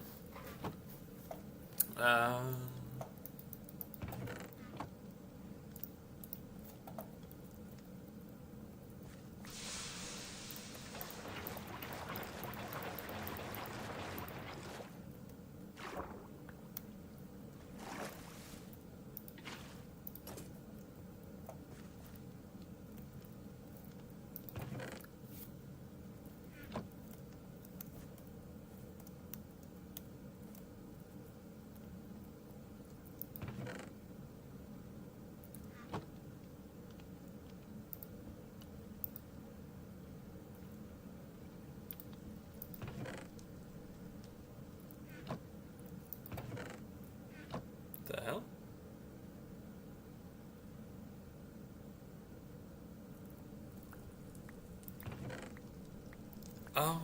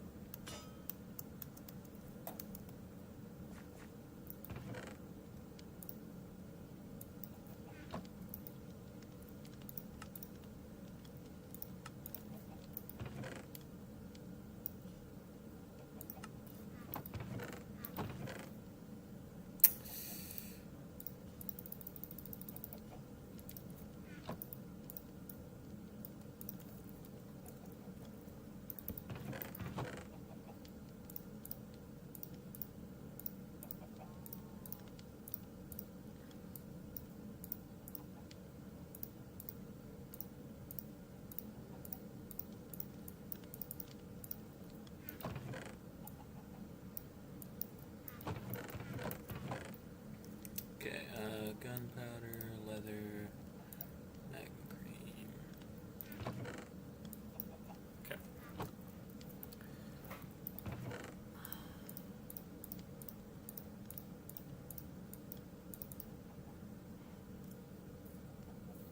Okay, so the only one that needs protection is you. So I need one protection book. None of you have mending.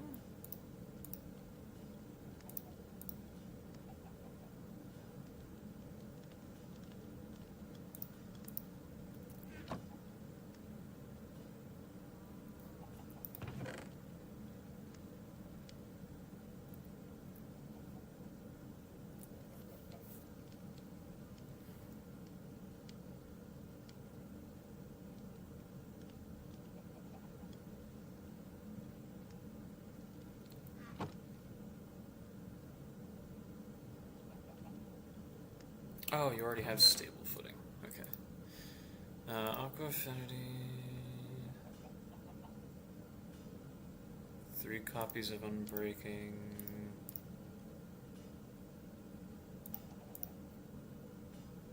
Probably put that one on the chest plate because it's also an Elytra. Feather Falling actually doesn't matter. Depth Strider.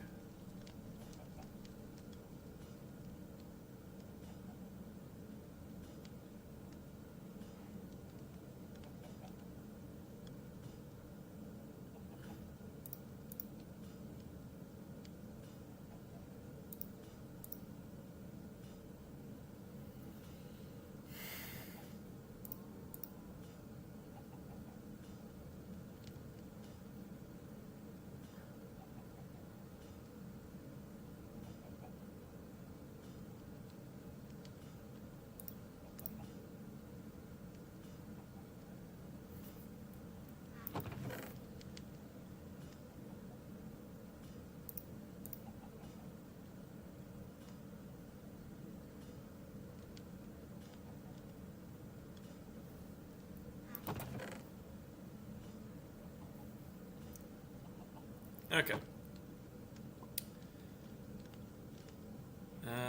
You need a chainsaw. 19 levels.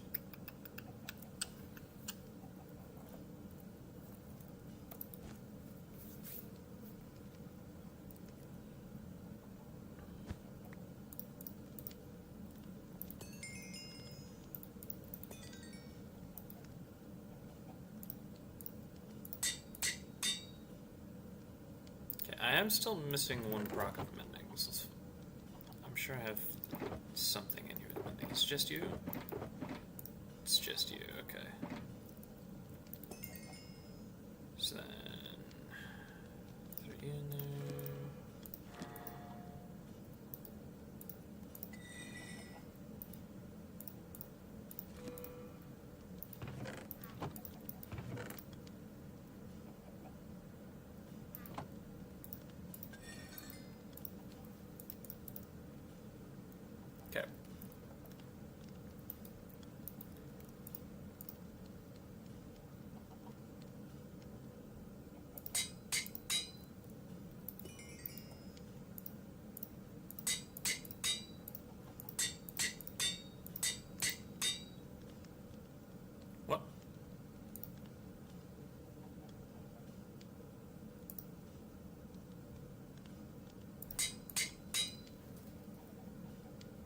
Okay, so they all have mending. Let's get these out of the way. Okay, so Aqua Affinity goes here. Unbreaking 5. You need nothing. You need Unbreaking. Oh no, you do need Unbreaking as well. You're the chest plate. Depth Strider. Swift Sneak. Protection.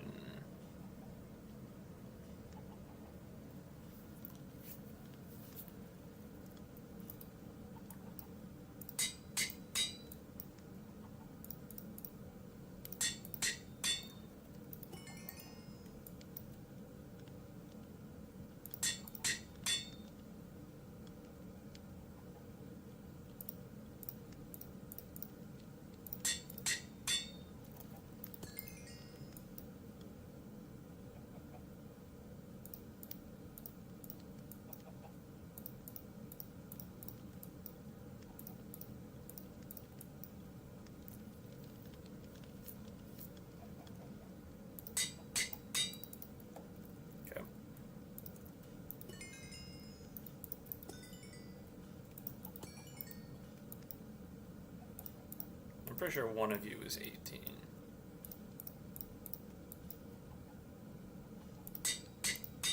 Okay. That's the boots. And then 21. Just shy. Okay, let's set up.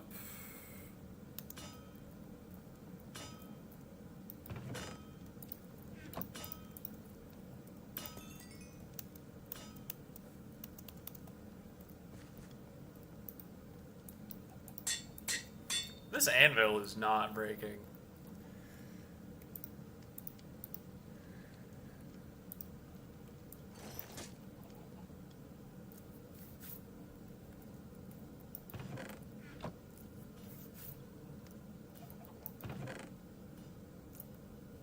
Okay, so that gets socketed into my helmet.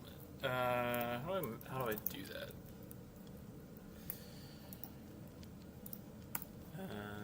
There's a book in here, I'm pretty sure. Guidebook.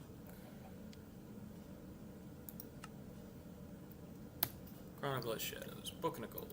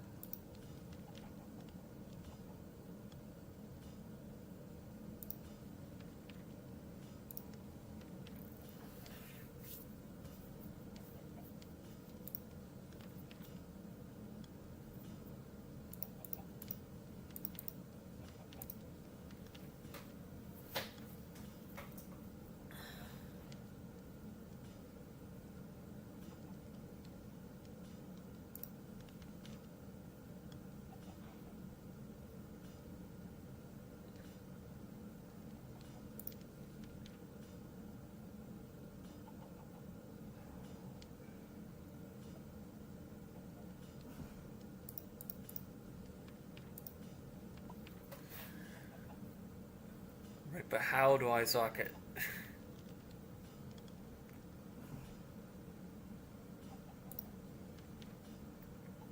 Combine the two in a smithing table. Okay.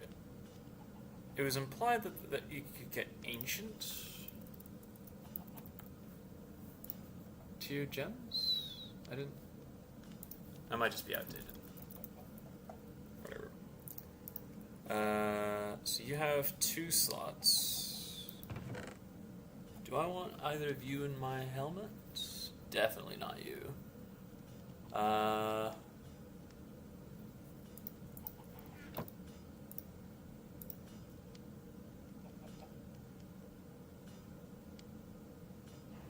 Okay, so I definitely want that. That does not go in there. Okay. So, chest plate, I assume?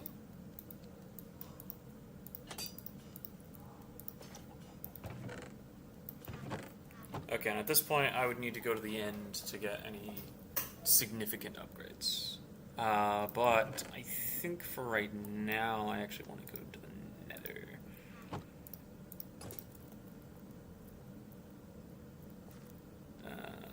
Let's put you away. Huh?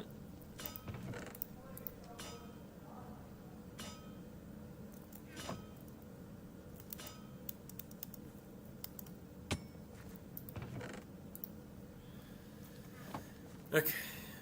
I should be more than able to handle the bosses in the Nether at this point. Do I have sharpness?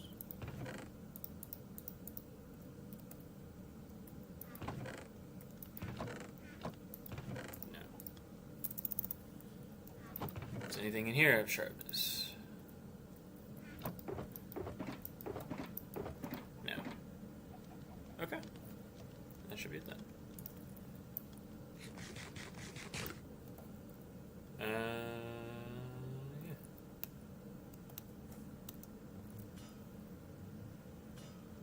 Yeah, you're basically full in water.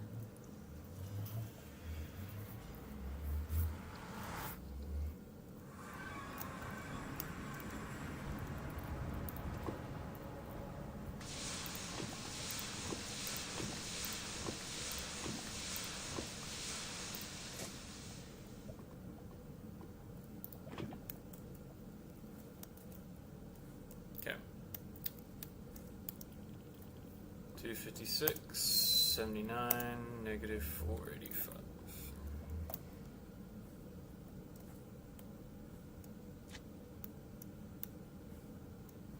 Looking for netherite. We're looking for epic or rarer bosses. And we're looking for the netherite monstrosity slash giant glove boss.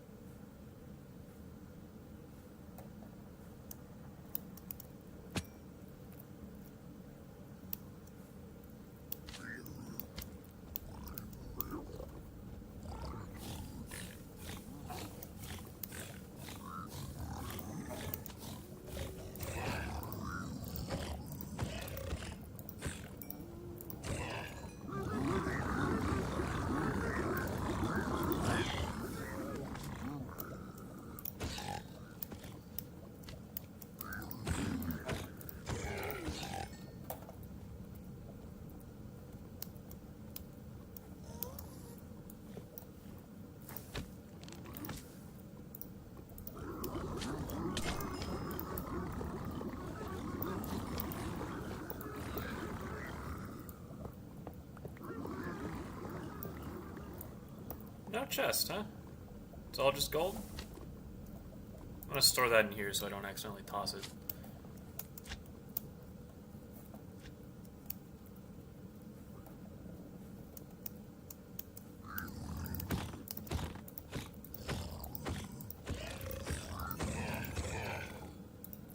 much damage does weakness take off? 4 per tier, so that's minus 12 damage. It's actually pretty freaking nuts.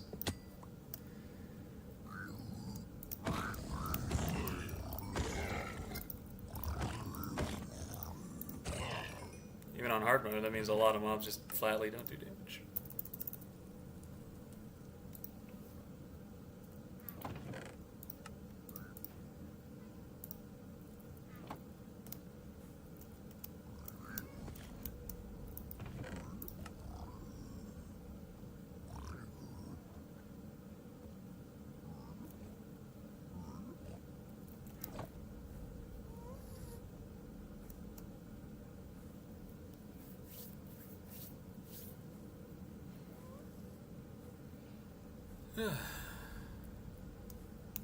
Oh, right, I still have a video.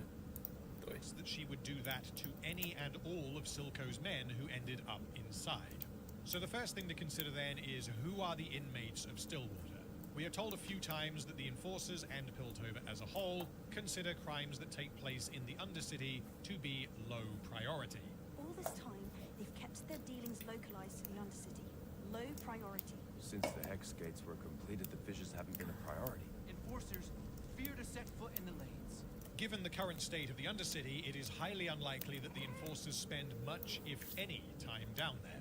Additionally, Marcus would more than likely have been coerced by Silco to not imprison his underlings. And the only reason Marcus did send Locke to Stillwater was because there were other Enforcers present, and he can't be seen to not be doing his job. Therefore, we can assume that the vast majority of inmates in Stillwater Hold are criminals who committed crimes in Piltover, not the Undercity. These are the criminals the Enforcers want to prioritize because the Council clearly cares about the safety of Piltover in a way that they do not care about the safety of the Undercity. If this is the case, then it is far less likely that Vi would be recognized by any of the other inmates, and it would also strongly suggest that Locke was the first of Silco's men that Vi had the opportunity to attack. It is therefore possible that Vi remained imprisoned in Stillwater Hold for years, and that this information never reached Silco. I am not going to say that this is probable, and I am going to say that all of this is drawn from very small pieces of information that could perhaps have been explained better so as to avoid confusion.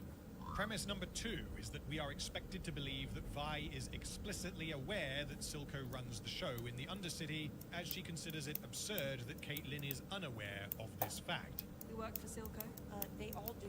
How can anyone not know that? To Vi, it should be immediately obvious to anyone who takes a casual glance at the Undercity that Silco is running things. The way I see it, there are 2 potential explanations for her being aware of this. What seems to be the most likely explanation is that information about Silco's grip on the Undercity has bled into Stillwater, and Vi has therefore learned about what happened through speaking to other inmates.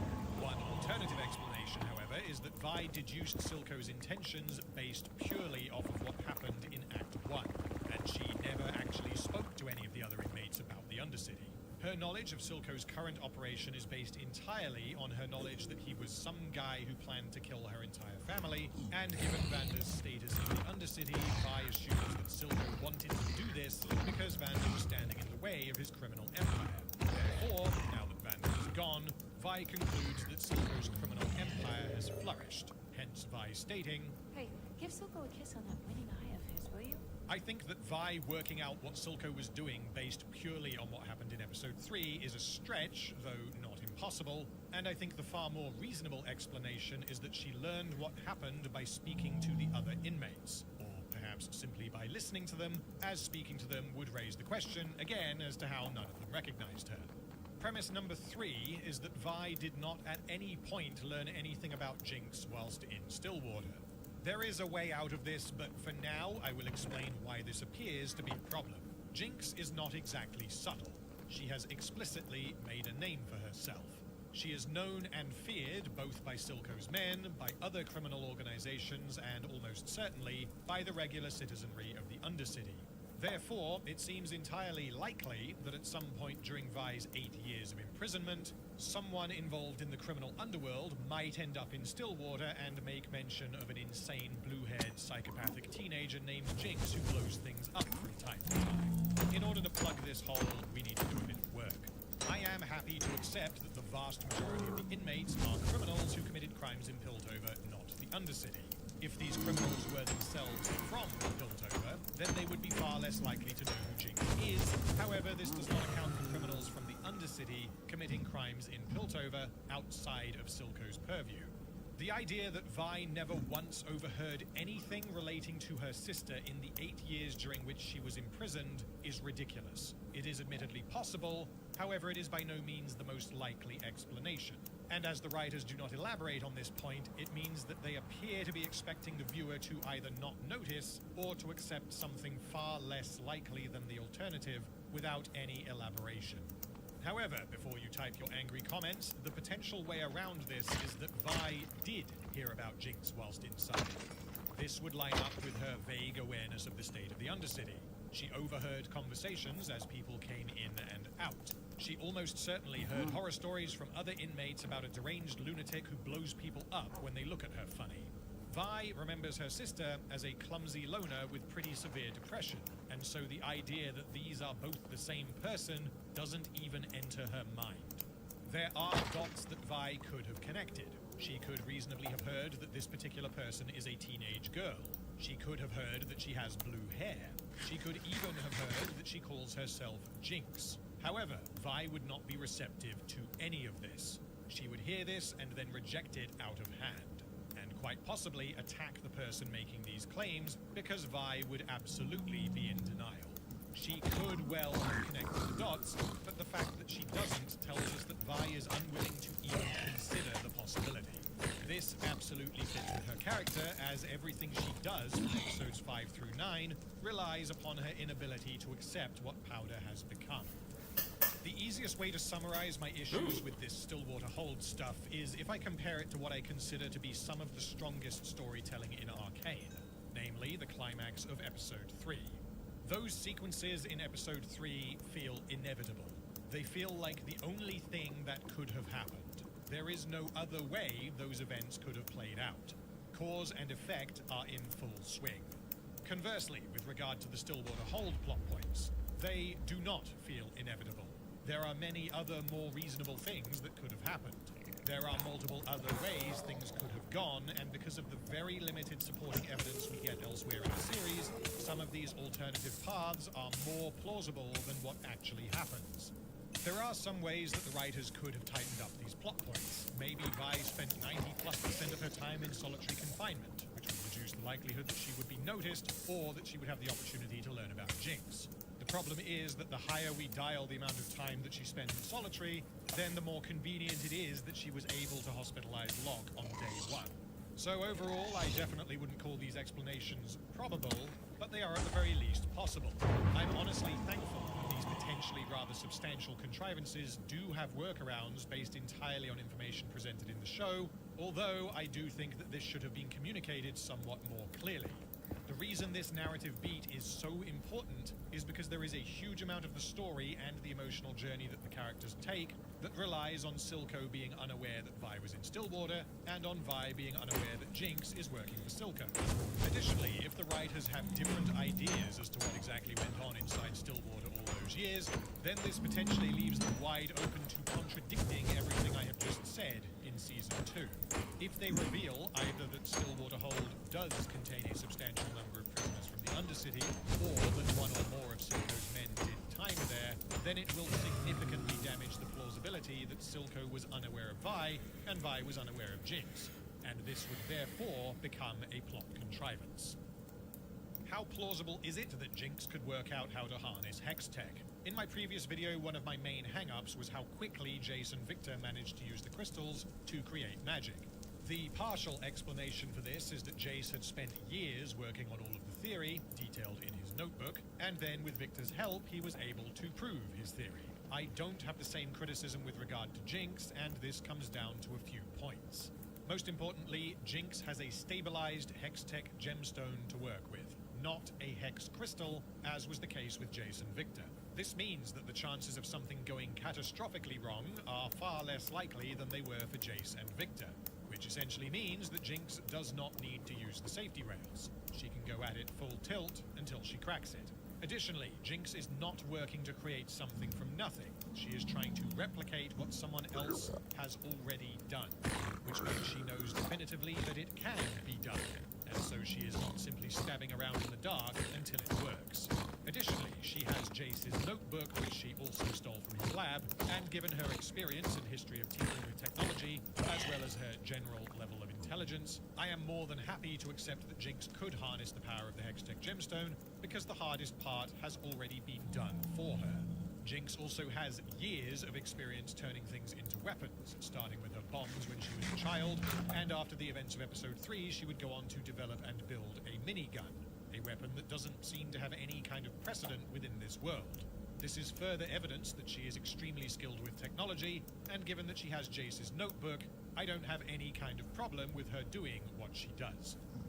Why did Savika not stab Vi earlier? At the end of her fight with Vi, Savika demonstrates that she wants to kill Vi. I'll give her your regards. Why then did she not stab Vi with her claws at the earliest possible opportunity? Here we go. It appears that Oh, Savika that's a decided to diamond fight pick. Vi in a relatively straight-up one-on-one, although she, of course, has Shimmer and a robot arm. Can I do this After being anyway? defeated, she then decided to stab Vi when she could have done this multiple I can. times earlier. Cool. But this kind of thing happens a lot in stories, and it can be very dramatic, and catch both the characters and the audience off guard. The trade-off, however, is that it has the potential to damage Savika as a character, unless we can find a reason why Savika may not have done this. Any way out has to rely entirely on the characterization of Savika. Is there an in-universe reason why she held off on stabbing Vi, or did this just kind of happen in order to maximize drama and tension in a TV show? Luckily, we have a few references. Firstly, Savika may have considered incapacitating Vi so as to take her to Silco. As we learn in episode 6, he never had the chance to speak to Vi, and Savika may well have discussed the topic of Vi with Silco at some point after she started working for him. Additionally, taking Vi Where the to fuck did he Silco go? has the added benefit of prompting Jinx to go off the deep end should Jinx witness any of this. As I have already been into, Savika absolutely wants Jinx to demonstrate how unreliable she is so as to refocus Silco on their mission. And secondly, I see you never learn patience. Savika is a patient person and a patient fighter. She believes she will